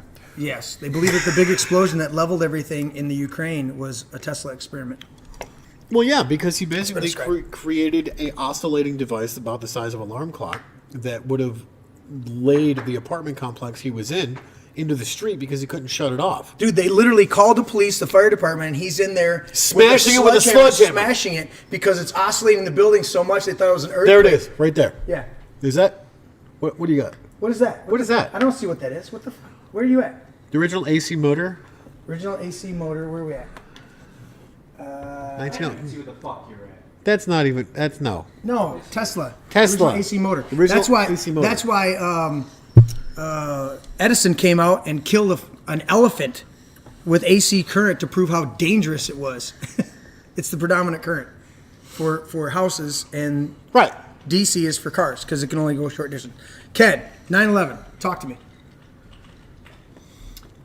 9/11 is pretty interesting to me because, like I told you last night, you were the one who brought Alex Jones and InfoWars to the table, and then I was listening to Alex Jones, and that's where I first learned the truth about 9/11, and that's when I first started learning the truth about so many other things that we've been discussing here, and What's the most predominant thing about 9/11? What's one? Heather said quit talking over each other. Dude, shut up. What's one of the big? My bad. To you, what sticks out the most that says that 9/11 was an inside job? In fact, we've got it on the wall. Where's it at? 9/11 was an inside job. It's over there. Whose shot is that? okay, the biggest thing, Biggest thing. the buildings came down at free There it is. fall Right speed, there. and there was no reason for that. There's no way for How'd that. they turn to dust? The whole They were thing literally simultaneously pulverized. dustified. Even before I knew anything, Right. and I saw those buildings come down, it just didn't make wasn't sense. Yeah. How much? Can you simulate the same thing happening again? No. No, you can't. No. Without Scientific thermite. method. Do the same thing. Not Build without those thermite. buildings, ram jets into them, and show me them fall like that. I guarantee it doesn't happen. The that way. buildings were designed to absorb the impact of a 747. Absolutely. They were engineered to absorb the impact. And even if that failed, Yeah. my contention is that top chunk might fall off. There's recordings of several other works. buildings throughout the Burn world. temperatures don't match up. Exactly. There's recordings of several other buildings throughout the world that caught fire. Skyscrapers. Yeah. Steel and concrete For buildings days. that never collapsed. What did it usher in? It ushered in the modern surveillance state. So they had a There it is. That's his original, the first ever original motor. 1892. You were way the fuck up. No, I said 18. 70-ish. And, Right. No, that's good. Close enough. Close enough. So okay. So do you remember It still works, back though. then? Over 100 years ago. Absolutely. Do you remember back then ever thinking about building 7, or was that something that came up later? That was something that came up later. Okay, but the initial free fall speed of the buildings, which doesn't work unless you implode the building like a controlled demolition, Absolutely. which is what was it, Brokaw or one of those guys said at the time? Yeah. They're like the media reminiscent had all of the a same controlled talking building, points. huh? The media instantly called it ground zero, which was a pre-designed word. And Yes. every media outlet all Yes. of a sudden instantly they all organically agree to call Yes. it ground zero. Yes. Here we are live Been at Ground forever Zero. known. Now, so steel can turn to dust before our very eyes, but the paper passport floats down like The a little pa- magic leaf to only be discovered. Like, look at this dumb son of a bitch. His passport was explosion proof, stronger than steel. So Like, that's insane. they go. Thermite proof. So they go. Okay, how does an aluminum plane? Well, now I can go. All right, an aluminum plane. If you take a 2x4, you can drive it through a It's like concrete throwing a wall. ping If you pong throw ball it, at a brick wall. but you can take a 2x4 and embed it or blow it through a concrete wall if there's enough velocity. So you're talking about 500 feet. So I don't have a problem with the plane being able to go through the Yeah, building. it's going through glass. But I do have a problem with the plane being able to create a hole in steel, and then the initial fireball. Yeah. Okay, that's going to come from full fuel tanks that only burn at pull up the numbers, Nate. How high does jet fuel burn and versus steel's not melting point. We don't want to melt It's the like steel, a but be able 1,000 to degree weaken the difference. steel. It's like 1,000 degrees. It's like a So that's bullshit right there. But so Ken, you were starting to say, what's the biggest thing that came out of 9/11? You were suspicious of it, of the official bullshit story from the beginning. We know there was melting metal in the bottom of the hole months after while they're still trying to do cleanup. And they we shipped know it the all away. passports that don't work because if it's so fucking hot that it's gonna burn the building to where it implodes on itself at almost free fall speed, then how does a fucking passport from all the terrorist Yeah, no passports progressive survive? resistances. Each floor Yeah, pancaked and onto the the floor concrete but literally beneath it. the concrete literally pulverizes. Yeah. How does that work? But what's the big thing that comes out of it that bothers you or sticks out or says make you call it bullshit? And just that incident by itself. What is there? Did you pull it up? Okay, jet fuel burns at 800 to 1,500 degrees. Yep. Yeah, I think steel melts at like And steel melts at 2,500. 2,500, 2,300, 2,500. Something like that, But it's hotter. But here's the thing about the jet fuel. Jet fuel also, they've taken jet fuel. Jet fuel, you have to correct me if I'm wrong. Jet fuel doesn't burn like gasoline or diesel. It has to be compressed Yep.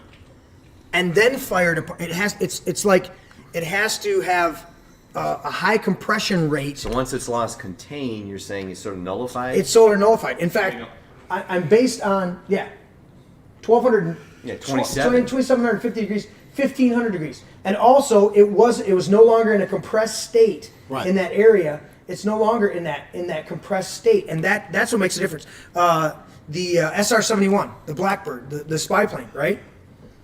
They could literally put matches out in the fuel on the runway. Yep. And it was a form of kerosene. It wasn't the same form that they use in jet planes, but it was a form of jet fuel, but they could literally put matches out on it. And that plane, that was awesome. If you ever studied that plane, That it was was a really awesome. sweet plane. Because it would leak out. The SR-71 The SR-71 Blackbird. Because it would literally leak out the majority of its fuel as it was getting ready to take off. It literally would have enough fuel to take off and get to altitude and refuel. Because the skin, in order for it to fly at the supersonic speeds that it flew at, it had to refuel once it was in air. Yeah. Because the fuel tanks, they couldn't make a normal fuel tank. So the skin of the plane was the fuel tank, like in the wings. Okay. Yeah. So it would literally leak out all over I've seen that. It just the drips concrete, everywhere. right? Yeah. And then it would take off. It would get to a certain altitude, and it would heat up enough from the friction of the air to where the skin would close up from the heat Well, yeah. What was the on the body like a panels, squid. and You know, then when it would it's high literally pressure. the refueling would come in. They would refuel it, fill the fuel tanks, and then that fucker was gone, dude. It was what's the SR-71 traveled at like 3,500 miles an hour, some shit like Well, that. and the altitude was It's unreal. 75,000 feet. Mach 3. Mach 3. What's the speed? What's the ultimate speed? I looked it up real quick. But yeah, Well, just click on the ceiling that they could go through because they had like Yeah. the astronaut suits and whatnot, so they could still breathe while flying. This thing was 75,000 feet. What do in you the think air. it's like going Mach 3? It's incredible. Dude, it's So nuts. Ken, you've got all right. What's this? SR-71. What's the scroll down, Nate? It should be the speed. It broke a speed record when it was retired to the Smithsonian when they flew it from California Right. to You know how New York. fast you're going right now? No. You're going like Mach 88 right now. It's true. According to the According global- to, yeah. I don't believe it anymore. But Ken, That's let's why I finish. said- Let's finish with 9/11 because that's a huge topic. We could spend all day. But I don't want to spend all day on it. From the simple fact is, I want to know why. What for you? What bothers you the most about it? Obviously, Patriot Act and all this other bullshit. But how much did it? You said it opened your eyes across the board. Yeah, which then sent me into really depression. To tell you the truth, I was seriously depressed for a number of days, and it's because I realized that everything that I learned over the course of my life was a lie. And that, Nearly. And I think that's the biggest thing about these conspiracy theories is you get to the and you're like, Do we eat cake? Huh? Do we eat cake? No. we're still good. Okay. Then probably we went private then. Oh no, don't make this work. I kicked off. Why? I have no idea. I get restarted. That's all right. That's all right. We're good. As long as we're local record, we're good. We'll post this shit and force them down. We'll just keep reposting. Go. Fuck 'em. So That it was just Everything- depressed you. I realized everything was a lie after that. And how Isn't long- it really hard to close your eyes once you've had them open to stuff like this? You're going, well, if this is false, what the hell else is going on? You question everything Yes. and the validity of what you've been taught. Yes. And it's sickening. I mean, When you find out most of it was a lie. right, it was all bullshit. And they're just trying to force feed it to you, going, well, this is what, actually happened. That's what fascinates me about Tesla. Like, this one guy took on the whole entire establishment and said, no, I'm not going to do this. I'm going to give this to everyone to empower common man. Right. And go, hey, I mean, J.P. Morgan said, love your idea. This is great. Where do I put the meter? And Tesla went, No meter, bro. this is made for everyone. This is free. I'm literally pulling it out of the ether. Right. Because that's where it's at. And I went, why wasn't he more in the history books other than a footnote. And if you're going to find out anything about Tesla, you gotta dig. Yeah. Right. But Edison is all over the damn place. They have museums and historical monuments. I went down to the Henry Ford Museum and Greenfield Village to look at all of this stuff. And you've got Thomas Edison everywhere. And I'm like, why is he so celebrated? Yeah. And the one place, which is great because what is it, Niagara Falls? Look it up, Nate. There's a museum in upstate New York where Nikola Tesla has a statue and nobody knows who it is. But if you're near the statue, there's free Wi-Fi. It's awesome. Like out in the middle of nowhere, there's free Wi-Fi. There's the statue in upstate New York of Nikola Tesla. And I want to say it's like in Buffalo or something like that. It's near the Niagara Falls. But yeah. And he's literally just sitting there. I think he's reading a book or something. This is the one where he's got his legs crossed and he's sitting there Yeah. on the bench. He's part of the bench. No. He's literally up on a pedestal or something like that. But yeah. Anyways, so 9/11, that, and we went through that experience a lot together about 9/11, and that was the big thing because I remember where I was, the moment I was, and I think for previous generations, they knew where they were exactly when JFK was shot, you know, and World War II broke out. World War II broke out, yeah. So Pearl Harbor, the whole 9 yards. There are these. There it is, right there. That's it. Yeah. Where's that at, Nate? Niagara Falls. Niagara Falls. Okay, yeah. Yeah, sweet. Because he was the one that created the AC motors that are still running. Here's the best part about it. He was so confident in his work for the Niagara Falls project, he wasn't even there when they threw the switch. He was back in Colorado Springs sending out, what was it, repeating radio waves to outer space. Which again bounced off the dome and just came back to him. No, it didn't. So let's do this. Where do you want to start? Where do you want to start on this? Flat Earth. The Earth Flat is Earth. flat. The Earth is flat. And this is the most down-to-earth, level-headed conspiracy that's going to get all you globies off your bender that you've been on. I like to have a little fun with the words because we subconsciously put all this truth into our language. Here's the thing. What are the biggest conspiracy ones right now? They're the globalists. The globalists are the ones that are called. And I go, doesn't that And just right Joe there tell Rogan's you? job, by the way, is to keep this in the barn. I don't like that guy, but anyway. Okay. Well, I mean, he does allow. Yeah, he's sort of the guy that's putting one drop of cyanide in the glass of water, and he's like, "See, I'm the guy you've been searching for a little truth." No, that's why I love Joe Rogan. Oh. And I So, don't like we're Crowder probably getting either. kicked off for that. I think Crowder's got some latent tendency. I don't know. Crowder to me is the type of guy. Crowder's another moon landing guy. You know, you tell him the moon landing's fake, and you know, all of a sudden you lose him. So okay, but a year ago he was completely against legalizing marijuana, and the other day he's like, you know what? It. I've eased up. I've If come you're around. hungry for a conservative guy, then he's appealing. You know. You know what? Alex Jones the other day was like, you know what? But I've looked through my telescope and I've seen the moon circling around Saturn, and so the Earth is a globe. I just can't go with these flat earthers. And I go, no. You know what? Looking What have at a you telescope actually about stuff seen? up in the air. Listen, if I look at a plane and go, there's no way that birds can fly. It just doesn't work. That's when it It's comes like, into what is brainwashing. Brainwashing is done through repetition, and Right. what do you mistake for proof versus what you've been indoctrinated into believing through graphics and colorful cartoons. Right. That's when it becomes very important to stringently select what is your standard of proof when you believe Right. in something.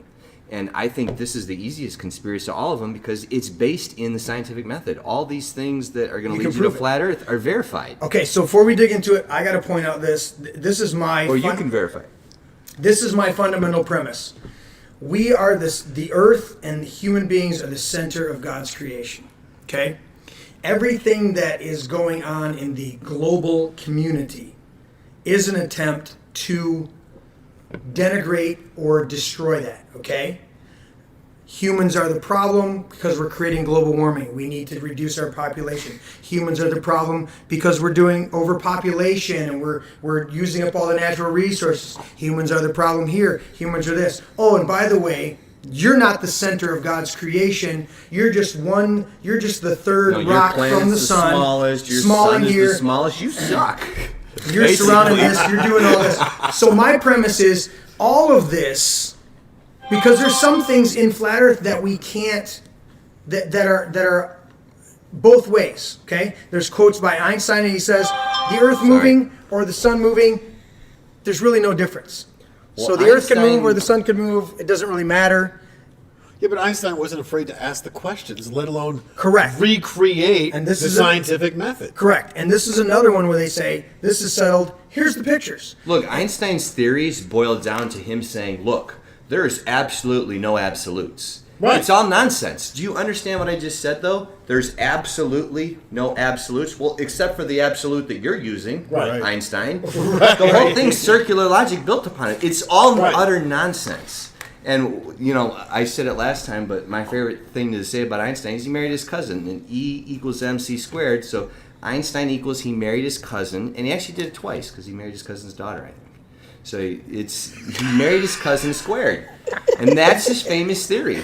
And the theory we should all be talking about is 8 inches squared, 8 inches times the mile squared. That's the curvature of the globe Earth Correct. with our circumference of 25,000 miles. So there's three things I want to cover. That one, parallax, and perspective. Those are the three things that I want to focus on because you can get lost in some of the other dynamics that can go either way. But those things Right. explain a lot of that. But optical those phenomena. three things right there. Number one, and I'm gonna take my first What was note it? today. Parallax, Well, parallax was number two.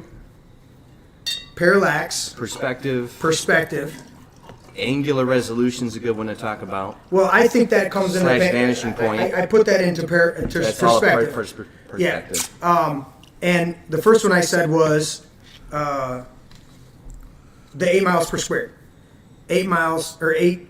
Yes, that is the. It's 8 inches? It doesn't work for the whole globe, but it would work for at least like a third of it per se, right? 8 inches. Once you get to 3/4, that equation is going to break down. 'Kay. Because the curve is coming back towards itself after 180 degrees. All right, so 8 inches per mile squared. Meaning, are you getting something good to drink, Ken? I want to try Tony's wine. That's a good one. Cheers, brother. Hey, glasses are underneath here, buddy. You want a regular wine glass? You want a stem? You want a stem? Get him a stem. He's looking puzzled. Yeah, but what this equation does is it gives you a benchmark Here you go, at a man. given mileage for how much curvature you should see. Or Pour that how man a much, glass. I should correct myself and say how much horizon drop you should see. Because you would never see curvature on a flat plane or a ball, because even on a ball you'd be looking at an equidistant radius, so that would still appear flat. However, it would be lower than the eye level. So if you held a camera out level and panned Yes. it 360 degrees, it would not face the horizon because the horizon would be dropping. So in either way, the phenomenon will look flat. Nate, The whole question of plane versus ball is the horizon would have to drop beneath eye level. pull me up 8 miles per square. Smartly done. Got it? You got it. The Earth is not flat. 8 inches per mile square. The fact Well, that they've got you can do AutoCAD here's- programs that are very close to this. I get it. It's probably not to the millionth correct, and like I said, it does eventually break down. But in short distances, Yes. it's roughly correct. Not only that, okay, 8 inches per mile square. that's just Big And they've Brother literally right there. done tests that then YouTube has banned Yeah, there's engineering of software people that verifies that this. they go, Like, okay, the ship is dropping off, it's dropping over It's the angular the resolution. thing. You And zoom then they in, it comes zoom right back back. in with the camera, and it's right fucking there. The thing is, technology got past what you learned when you were 5. All right, when you went to kindergarten and the brainwashing started, and little teacher who had whatever education they had started teaching you about the globe, didn't realize technology was going to make Any good, what Ken? their nonsense was saying nullified, because this camera shows you, number one, stars aren't suns. One of the greatest things to do is get a P900 or a P1000 camera and zoom in on the stars. They're so much more brilliant than your CGI nonsense from NASA. they're Like, flickering. we've lost They're just our flickering. connection to nature, just appreciating the beauty of starlight. And there should be parties where people are putting these cameras on stars and putting them on TVs, and because they're so fantastic looking. Like, they're all brilliant. different shapes and strobe. Like, they honestly look like they're underwater, just like what the Bible says. Right. That the firmament separates the water from the water. And when you look at what Yep. a beam of light would look like underwater, that's very close to what the stars How am I actually seeing look stars at all? Because what do you there- mean? There's something in the sky and it's there and you see it. You don't know how far it is, because of quantum redshift. They tell you, oh, it's got to be so far away so we can explain parallax. Because there's no parallax, so they had to explain that. So Einstein conveniently said, well, you don't see parallax because they're so unimaginably far away. Right. But it's like we're moving unimaginably far. So our Okay, so perspective let's- is changing. Yeah, parallax is going to be the next one. Hold on to that one. So let's do 8 miles per square. The one is the island off of California. Okay, so the guy goes out there at Catalina Island. Catalina fucking wine mixer. So the island is, look up Catalina Island. Don't open up a separate window, Nate. Catalina Island is 28 miles or something like that off of. Well, off Africa, they've seen Reunion Island off the coast of Mauritius, and it's like 300 So miles away. they shouldn't be able to see this, but when you can zoom in with a camera, you can see it. Shouldn't be able to see it because every 8 miles, or every mile, you're dropping 8 inches. Well, what they're going to tell you for that is it's a mirage, and the part of the Earth you're trying to look at conveniently rose, but there's no compression to make up for that accordion effect of that loss of space. So you don't see the accordion effect to make up for it anywhere. Yeah. So they have an explanation. They just say, quick question, the Okay. mirage flip-flopped twice, and you're actually looking at the mirrored version of the mirage, so it's still in the same orientation. Didn't the Bible say the earth breathes? It said the breadth of the earth, with breadth means Breadth long means length, width. means the width. The sun's in a tabernacle, which is a tent. The earth has pillars. It's fixed, immovable. It's got 4 corners. Yep. The, Lord the said path is straight. The Lord said that the earth is the Lord's footstool.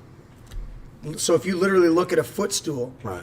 it's a flat stool with legs, and it could be a round stool. We've all seen round stools Right. with 4 legs. So it's a footstool. I mean, that's The 2 globe verses they'll cite is the earth hangs upon nothing, and God circled the face of the deep. But a pizza can be a circle without being a ball. Right. So there's Yeah, they could circle have does used the not word denote ball, ball. but they didn't. They chose the word circle, and Right. it says hangs upon nothing, but it also says it's placed on God's pillars. you know this one. What's the verse, the scripture verse on Werner von Braun's headstone? So the guy that invented NASA on his deathbed decided to Nazi? put on his tombstone that the firmament declareth the handiwork of God.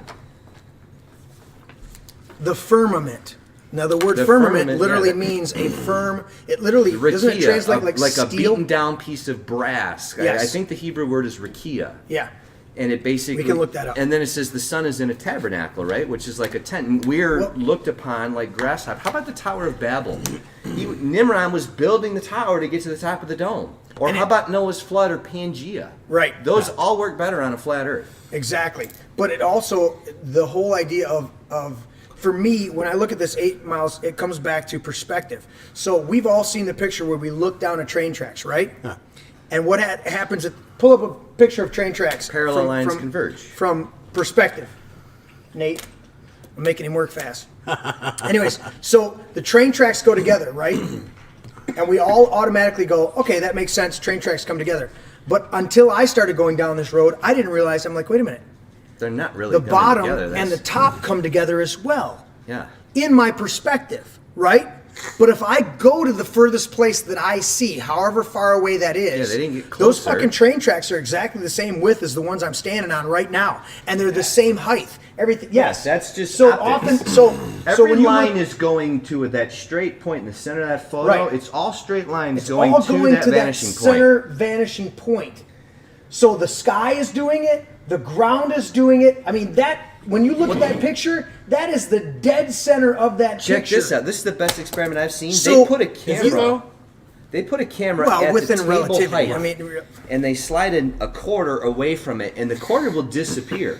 Yes. But then when the camera zooms in on it, the quarter comes back because it's this thing called angular resolution. Correct. Once the angle of an object gets so small, Yes. your eye will not see it, and so you can simulate this. So I'm dealing with, first of all, I'm jumping down to perspective, because for me, perspective started to change everything. Because when I saw the demonstrations of the P900 cameras, and they said, and the news reporter's on there, and he says, oh, what you're seeing is a mirage, because they're on in Michigan, looking at Chicago across the lake, 56 miles. There's newer videos. People see Milwaukee.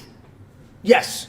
So several hundred not 100 miles, but several miles, right? Like It's 56 about miles. 40 to 50 miles from. And Grand, you I should- think it was Grandmere State Park. where You they did should that one. not be able to see it because of the supposed curve. Okay, with the curve, there's no way you can see it. Yet when they zoom in with a camera, which supersedes our perspective, they're seeing it. Perfect. It's right there. They just couldn't see it. And because of that, put that picture back up, Nate. Because of our perspective, this is our natural. Did you already close it out?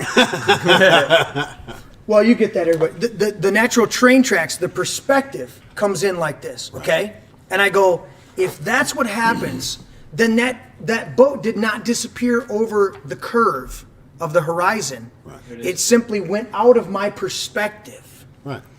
And when I remove the perspective with a P900 or a P1000 camera, then what I'm doing is I'm eliminating or I'm disproving that, because that shouldn't be able to be possible. Okay. On a curved surface, I shouldn't be able to zoom back in and see that thing, because the curve would obscure my direct line of sight to that. That for me is beyond my initial issue Right. of trying to prove that we're not the center of God's creation. You want Okay? perspective? Huh? You want perspective? Yeah, give me another perspective. So perspective, again, for me, is Definition. perspective is the graphic arts is the approximate representation, generally on a flat surface, of an image as is seen by can't the avoid eye. it. The two most characteristic features of perspective are that the objects appear smaller at their distance than the observer increases, and that the objects are foreshortened, meaning that an object's dimensions along the line of sight appear shorter than its dimensions across the line of sight. So when you're looking at perspective, things become obscured. And that for me is the trick, one of the tricks to keep us in this bubble of global community and the globe and all this stuff. Because we want to prove that you're not the center of God's creation. We want to prove that you're not his main focus and that you're just one third rock out there from space. Right. And when they say, well, but when I look up at the stars and the other planets and they're doing this and doing that, and if they're round, and I go, okay, just because my pizza is a circle, it's like you can't take one thing and automatically assume that everything else is the same. Right. So perspective for me, what do you got on Well, perspective? check this out. Most people are going to say, well, then why don't you go to the edge and prove it? Because I've had this conversation with people, and that's what they say. So here's why. The literal answer is the only treaty that all the governments of the world have maintained over all these years through all these wars is this thing called the Antarctic Treaty. You're literally not allowed to go. Yeah, you can spend $100,000 on a vacation where you go to that peninsula in Antarctica and you stay in a little cubicle and you get to go out for whatever supervised time they give you, but you can't try and cross the Antarctic continent. It's almost impossible if you're not a scientist or in the military to go beneath, I believe, what's the 60-degree parallel. Right. So the answer to why don't you go to the edge and show us all is the governments of the world do not allow you to go. They maintain this treaty through the Cold War. They'll kill us, but they'll protect the damn sea bass down there because, God forbid, a penguin sees a turd When was this treaty? in the Look up the 1940s Antarctic or something. Treaty. I wanna know right when it was. around the World War II time period. I wanna say And- 47. And this ties into the Nazis, where people, because everybody tries to fog everything, so they say, "Oh, the Nazis had bases in Antarctica," and it all ties into Hollow Earth theory. the Arctic and Treaty then the system- Nazis went into the Earth, and 1959. So it was later than I expected, but it was 54 parties. So there's 54 major countries. They maintain this through the entire Cold War. And it's still going on. Absolutely. it just got You have to renewed have- within the last 20 years, you like have to another have- 70 years or something. You have to have So how is it 200,000. that nobody Well, supposedly a bunch of women crossed it with dogs, but it's unverified because this story came out like a year ago. Because obviously everybody in the flat Earth community is talking about, why are there no independent tests? And honestly, what's really weird about this whole thing is the first guy who's stamped with bringing this conspiracy to light said. His name's Matt Powerland or Matt Boylan, and nobody talks about him. And he's literally said, look, the response from the governments is this whole movement's going to be filled with fakes, and it has, and nobody talks about him, which is really weird. Even some of the most real people that I wonder if I can trust, they won't bring his name up, and he's the only one who's saying, look, let's do the scientific method. Let's get like 6 parties to all try and cross Antarctica and see what happens. Right. Let's have Vegas sponsor it, and you can bet, is it a ball? Is it a disc? Is it a never-ending plane? Right. Maybe there's other Earth ponds somewhere else. We don't know. Right. You know, General Byrd or Admiral Byrd of the U.S. Navy was a world-famous explorer. He said in an interview he crossed Antarctica and went to another continent the size of the United States.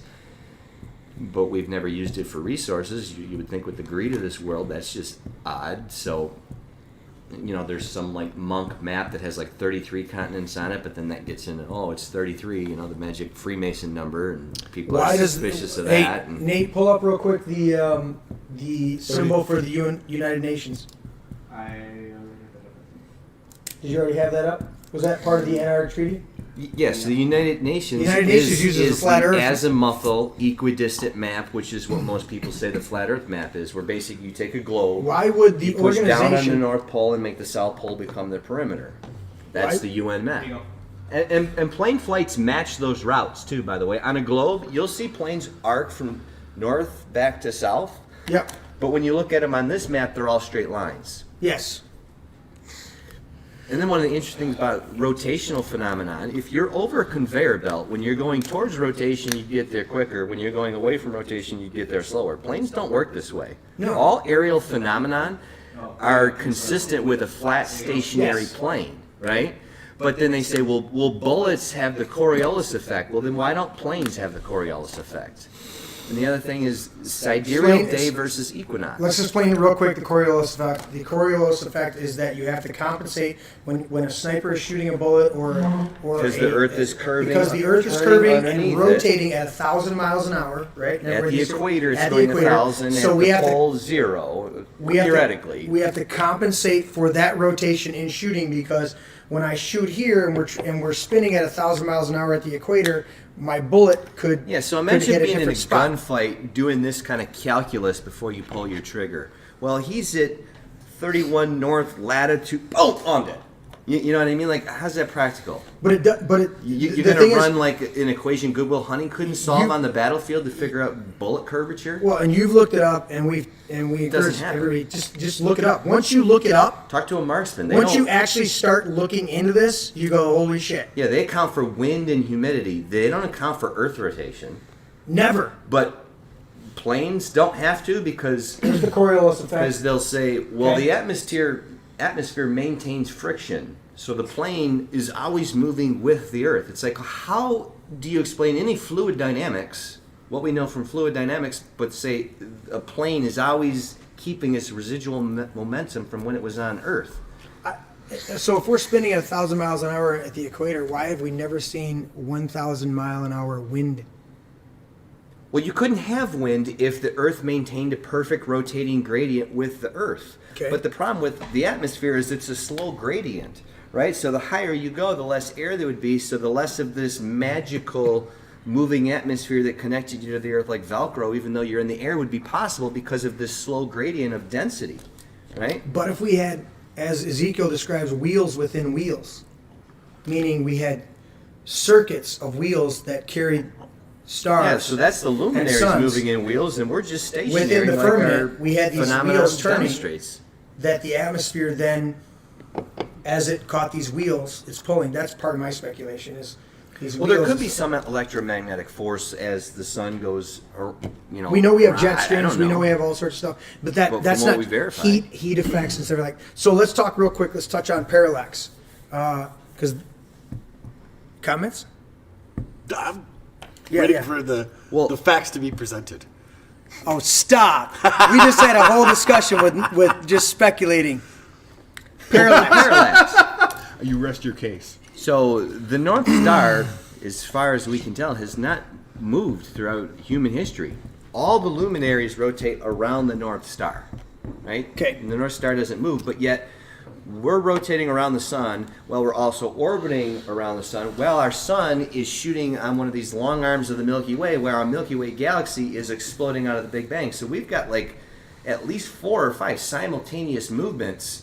and so does every other star, but yet none of them change relationship to one another. I mean, all this comes down to simple stuff. All you got to do is say constellations exist. The stars aren't all shooting like bullets away from each other. They're all all in the in same a fixed formation, and they always have been, and they always will be. I mean, all this stuff, when you deprogram from it, it breaks down to such a simple level that even a 5-year-old can understand. Stars aren't moving in relation to one another. And They're it's just simple. not. When I move, those two pillars over there get closer together depending on where I'm standing. And if I move back the other way, they get further apart. Did they move or did I move? So if I move over here and those get closer together, I moved. But if they stay exactly where they are and I stay exactly where I'm at, and year after year after year I'm in the same spot and they're still in their same spot, then there is no movement. And that's the point, is if we're spinning at 1,000 miles an hour at the equator and we're spinning at how many thousands of miles around the sun in our rotation? About six. They said it's like Mach 80 or Mach And 88. how far it's like away- 65,000 miles an hour. And how far away is the North Star? It's Wouldn't No, that be it's centrifugal trillions and force? trillions of miles. No. We're talking about parallax. That no matter what you do, when you're driving down the road, how So three linear objects will change relationship to one another when you change your perspective. The stars don't do that. Okay, so if you line up three pillars, the back one, if you lean left, will be on one side, and if you lean right, is on the other side of the other two. Right. Stars will not do this phenomenon.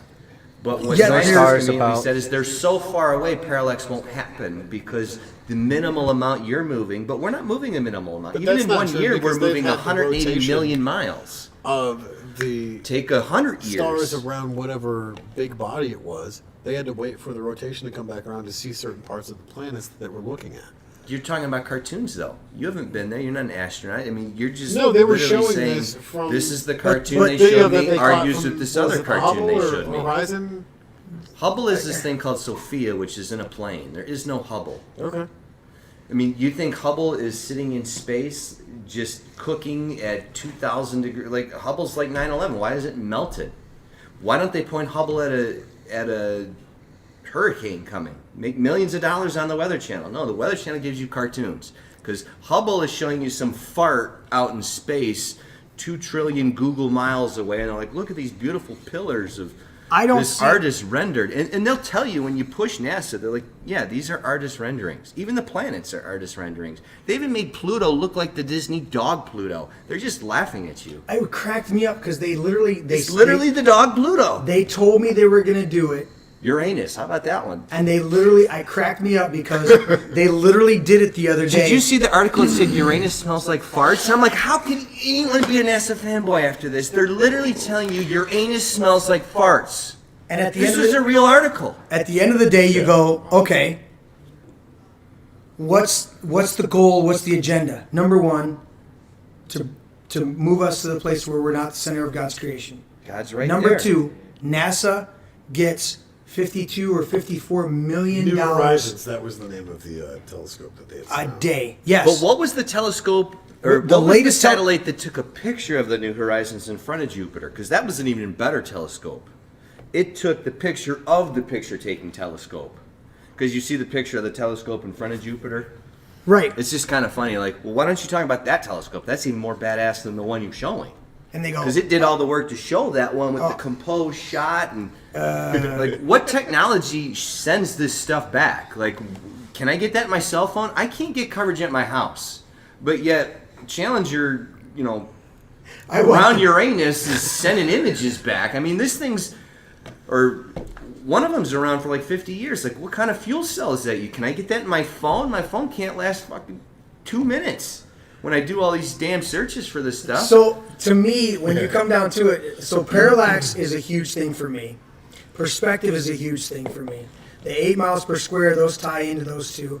And at the end of the day, I go, they've lied about everything. Everything. They've lied about everything. And what is their purpose in lying? To make us less than who we were created to be, less than who we are. To question everything. Then why not question the globe? Because And- that's one of the biggest. But if that's Why are you that's raised, not you, but why does everybody have this there's sort of this connotation that the flat earther is the dumbest person you can be, and it is a stupid name. It's an uneven plane. The water's flat. Obviously, land has all kind of curves and elevations and stuff, so it's a stupid name. Sea But isn't that the same we're thing we're with all the seas, programmed though? into this ridicule Sea level? response where sea level. How can you have a Exactly. sea? The horizon. How can it's you a have sea horizontal level line. unless we're on a flat plane that is level? But that's what I'm getting at, though, with the mountains and valleys and all kinds of shit that you have going on in the seas. How can that be one constant level?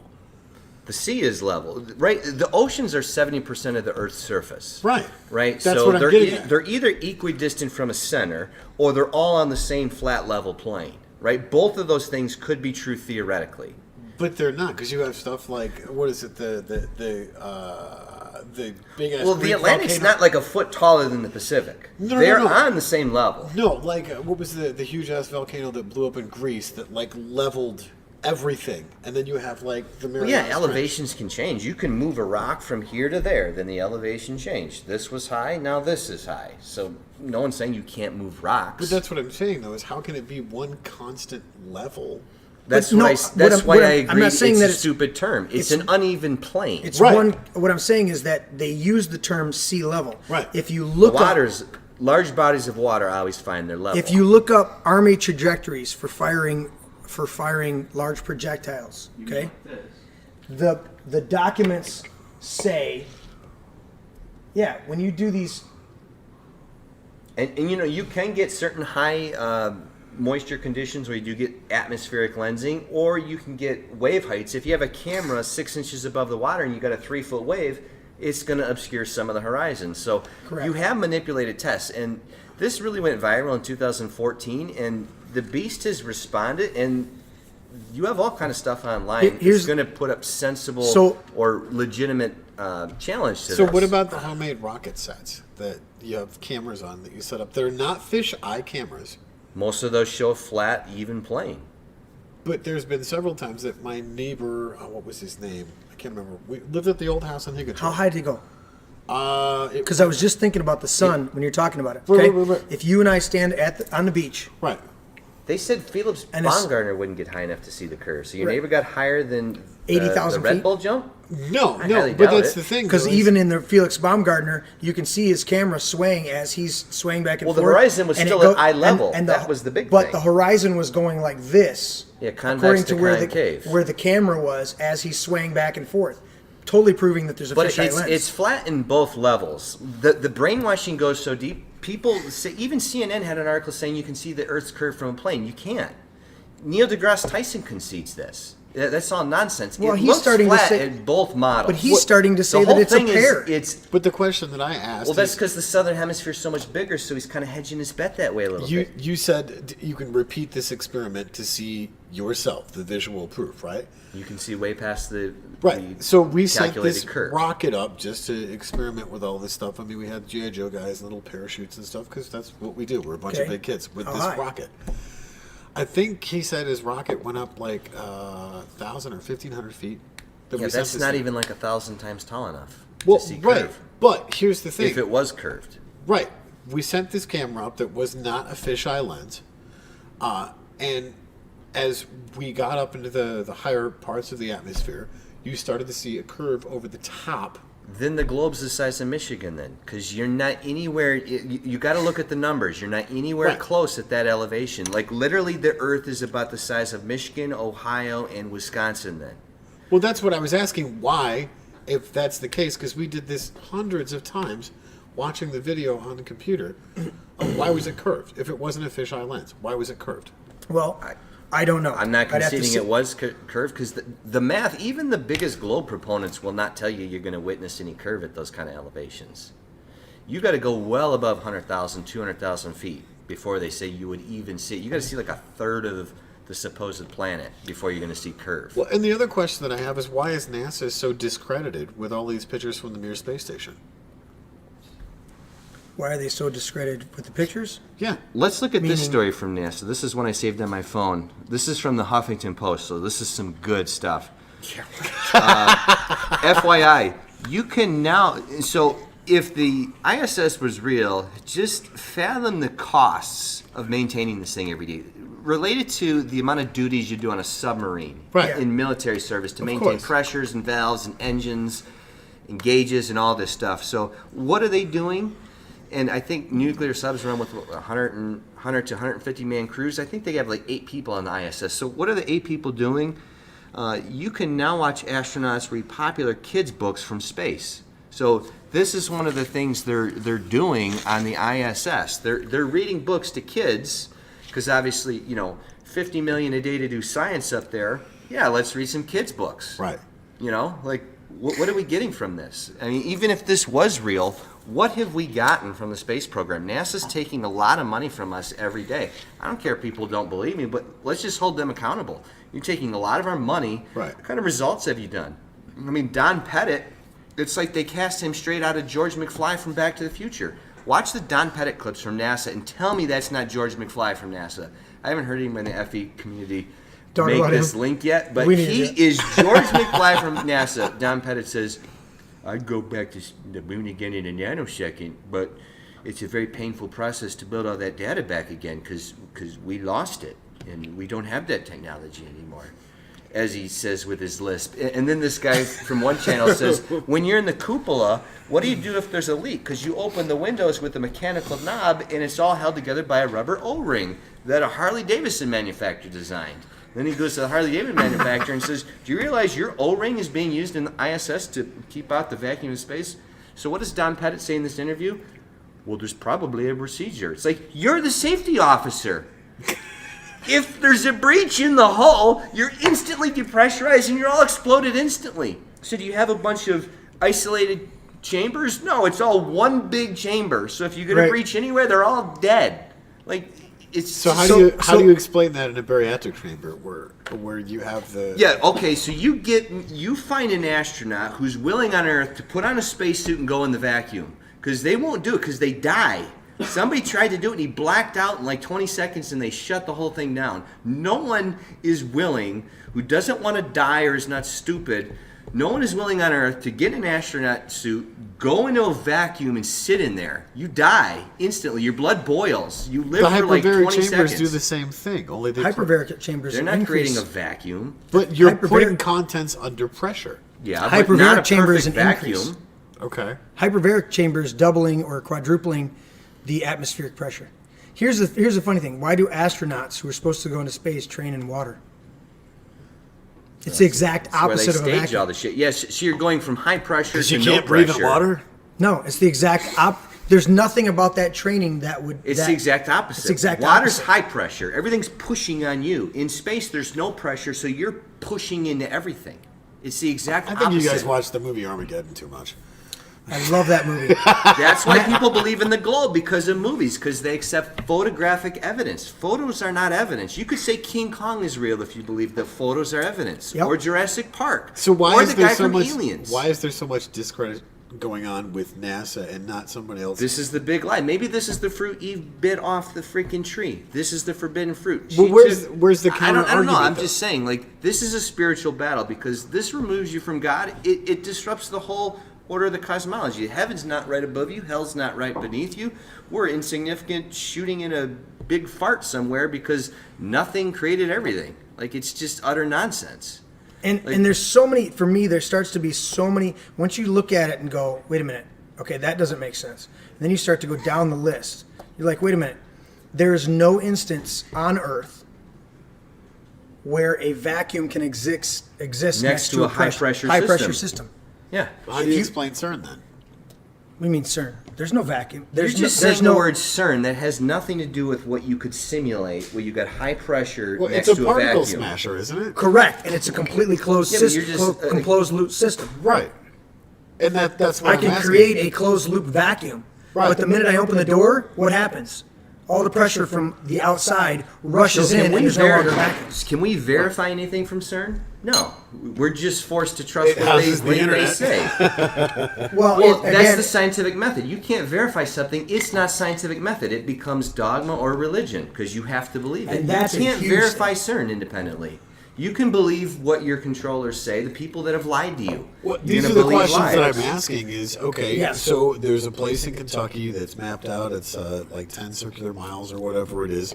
There's a place in Europe that they Right. did the same thing, that they blew up half of the damn thing because there wasn't a closed circuit in part of the particle accelerator, Okay. and they blew a big ass hole in the ground. Right. Okay. But is this a campfire story? Or is there something we can trust? No, How will we know? You have to do some digging, but you find that stuff because someone created $1 billion oopsie because they didn't go through all the checks and balances. I don't believe it. And that's fine. That's why I'm asking is where's all the current. Well, that's why I wanted to get in. What's the standard of proof? Right. The standard of proof to me is not a story that the media can tell me. It's something that can be demonstrated because truth is truth. Right. There's three things can't be hidden long: the sun, the moon, and the truth. What? You know, so okay. if you can't show me how it's true, I Here's refuse a- to believe it's true. If here- your only way of showing is to say you can't simulate this because you don't have enough money and you don't have this equipment, it's like, look, if that's the only way you can communicate truth to me by telling me I can never verify it, that ain't truth. Right. Truth's not like that. Here's a- It's true in every way you look at it. Well, here's a simple one. Why is the moonshine cold and sunshine is hot? If the moon is the reflection of the sun. Well, the Bible says it's two great lights. He right? said it's two separate lights, one to rule the day, one to rule the night. They're not. And why does it The moon is spoil not a food? reflection. Right? But that's what they've told us, is that the moon is simply a reflection of it. Okay, then why is the moon white and the sun is yellow? Doesn't make sense. If it's simply a reflection, there's no way that you can change that. The moon is huge in all this. Why can you see a full moon in the day, a half moon in the day, a sliver moon in the day? When there's a solar eclipse and the moon passes, why don't you see any silhouette of the moon? Right?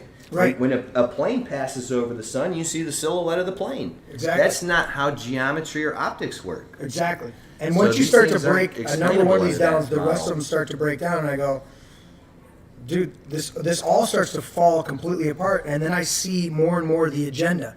The agenda is control, it's manipulation, it's money. At the end of the day. Degradation, depression. Exactly. You're not the center You're of not God's loved. creation. You're just a little speck out there. And I go, wait a minute. What is my verifiable proof? Oh, wait.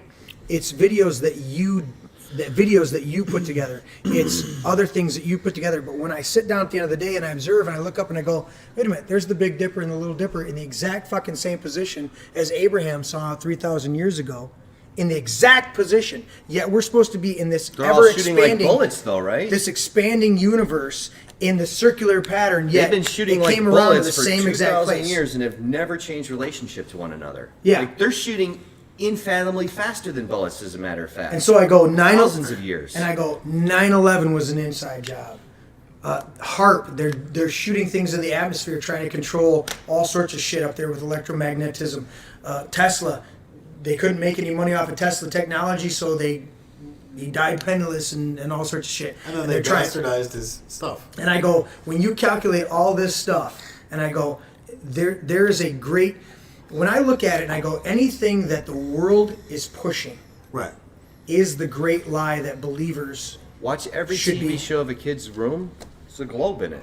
Dude, I had the globe. I did the solar Oh, I did systems. too. And It's I like- grew up in the modern education system. I know the Copernican model of the universe. It's not like I'm some caveman that thinks this. Like, I know the Right. standard model of creation. I just disagree with it. And it took me a long time to get to that point. It took you a long time. It was the same thing with me and Tesla and Edison. I mean, I did a research paper in grade school on Nikola Tesla, and the teacher failed me because it wasn't Edison. And I went, but this guy stood up to Edison and Ricky said, Bobby's dad had it right. Teacher's wrong. right, exactly. So with If you that, ain't first, you're last. hey, with that, we're gonna address these again. I had a blast. You guys have a blast? Are we already done? We're way past done, dude. Holy shit. Ken's over there falling asleep. Yeah. Come on, man, jump in, engage! I couldn't on this topic. But we've had some discussions on it, you know, and so I don't care whether people believe in the flat Earth, but I want you to question NASA and the veracity of it. Well, and and then that- they go, well, but how could the Russians and Americans not if we didn't go to the moon? Why didn't the Russians expose it? I don't know. Why the fuck do the Russians have a treaty with us not to go to that they won't allow anybody to go to Antarctica? There's certain reasons that governments get together on things. No, they'll kill humans but save the penguins. True. That's true. Well, that's my question. Is Kill the there's baby humans. counter argument for both sides of these things, whether it's a globe, whether it's a plane, Correct. whatever the case may be. Yes. Okay, so where is the sound argument for both sides? But the counter. And let's debate those facts Okay. collectively. And we'll do that. We're gonna get together and we're gonna shoot some stuff. And we're gonna do that because the counter argument is science and math, and we're over here going, but observation. Right. If I can look down a set of train tracks and the train tracks go like this Right. in my perspective, but also go like this in my perspective. Right. But I know at where I'm seeing that vanishing point, they're actually still the same distance apart and everything's not Right. smaller at that point. Then I have to assume that perspective in everything that I do. Right. So when I look at the horizon, I see the sun going down. The sun's not actually going down. The sun is moving further away from me on the plane. Right. It's circularly moving away from me. Well, and like Because my centrifugal perspective force sees it. and And I started to say that. gravity and all of these other things But- that push on. But you to just it. said two things: centrifugal force and gravity. Right. Name one centrifugal force experience that you've ever had where it pulled you in. Well, that's centripetal force. That's one of those. But centrifugal force But on a are we merry-go-round or on one of those no, on a puke merry-go-round, machines. you got thrown off. Okay, then why is the planet Earth the only thing that they claim that pulls you in when everything else that you've ever experienced throws you off? their The other merry-go-round magic throws word. you off. Wouldn't The that spinning be the thing at the magic carnival. word gravity? The minute. Well, no, wouldn't it be is- electromagnetic No. field? No, all this is solved with their magic word is the catch-all gravity, which is just And I just read a it bunch off. of nonsense. All That's of their what phenomena Einstein said: is buoyancy gravity and bends density. light through the. Well, he had to say that because they saw light from too many angles. It's not possible on a globe. So he's like, oh, the light's bending. Because Michelson-Morley came out with an experiment. Airy's failure came out with an experiment, proved the Earth was stationary and the ether moves. So then Einstein comes out with special relativity right after and says, no, I'm sure it's this way. And it's like, no. And yet there's there's never been any engineering from Einstein. Right. Like you talk about All Tesla, and theories. I Right. respect Tesla.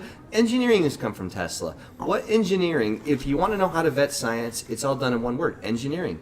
If science is good, engineering bears its fruit. Well, but there is no Einstein's engineering theory is from special Einsteinian relativity. theory. Yeah, and what invention is from special relativity? It's nonsense. There is no invention. Right. That's the thing: is Einstein's special theory of relativity was proven by a solar eclipse because After 20 years. Well, no, it wasn't even done by him. It was done by one Yeah. of the what do you call them? The observatories in Australia.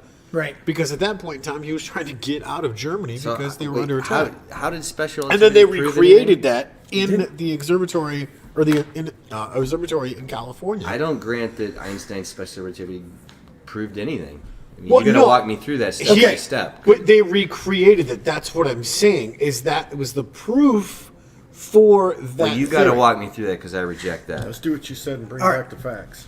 That's what I'm saying. Well, is look at the and facts. again- Don't take my word for it. Look And at the experiments that they Yeah. recreated. And again, here's my thing. None of us have tested a single chunk of metal from 9/11. Yet all of us believe that there was nanothermite and it burned too hot. None of us have ever literally tested jet fuel and how Well, hot no, it was burns. in the paint because they was fireproof or whatever. But you never tested that. It's not that complicated to test but, paint. but I'm throwing that out to say it's not that complicated to go out with a P900 camera and look at fucking Chicago across There's Lake no Michigan. provable curvature, and there's no way to prove motion. And- Those are the two and- biggest things, and all you'd the- be a rich person if you could prove either one of those things. Because a And lot the- of people are trying to do it right now. The manuals all say when you go into flight school, they said all of the things and calculations and trajectories that you're going to experience here should be viewed from a flat. Well, that was a one of my flat other plane things. The model. artificial horizon's based on a gyroscope without any kind of computer compensation. Simple mechanical gyroscope creates the artificial horizon for planes, Right. And which you- that alone and- shows it's a stationary And they plane. don't have to teach pilots to compensate for the rotation of the Earth. When they're saying that gravity holds you when you're 30,000 feet above the plane of the Earth, that magically gravity holds you in such proximity that when you come back down, you don't have to adjust. or alter, and you don't speed up or slow down depending on what direction you're flying, but you just have to simply come down and land. There's no calculations, which on a spinning globe Earth at 1,000 miles an hour at the equator, when you reach 30,000 feet, you should have to compensate heavily to come back down at a great place, because that Earth should be spinning under your feet.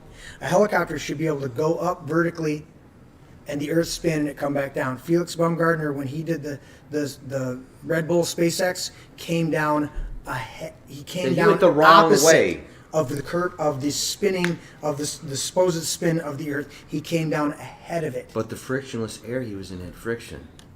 This is the only So hey, explanation. this has been my brain. I love this. This is what I wanted to Present get the into. facts.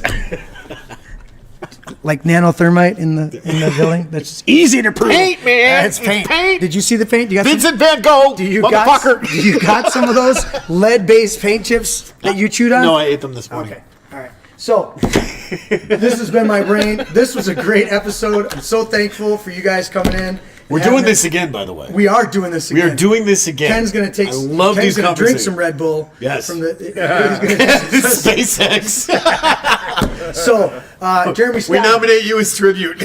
Jeremy Scott Gibbs, Tony Bradley, Ken Demars, Matt Pesta. This has been my brain. This has been awesome conspiracy theory. We still talked about the Lord, talked about love, talked about this stuff. We just touched into flat Earth. We're going to talk more about that because, sorry everybody, it's flat. If you don't want to believe it, that's fine. But they wouldn't push so hard and bring out so much propaganda if they weren't trying to protect their lie. And all of it, if we can prove that this over here is a lie and that's over here and that's a lie, then we got to question Is that everything. because I'm bald? Because you think it's round because your head's round. Well, it's not round. It's oblong. So It's thank you all- bulbous. Thank you all for joining us tonight, and we'll see you next time.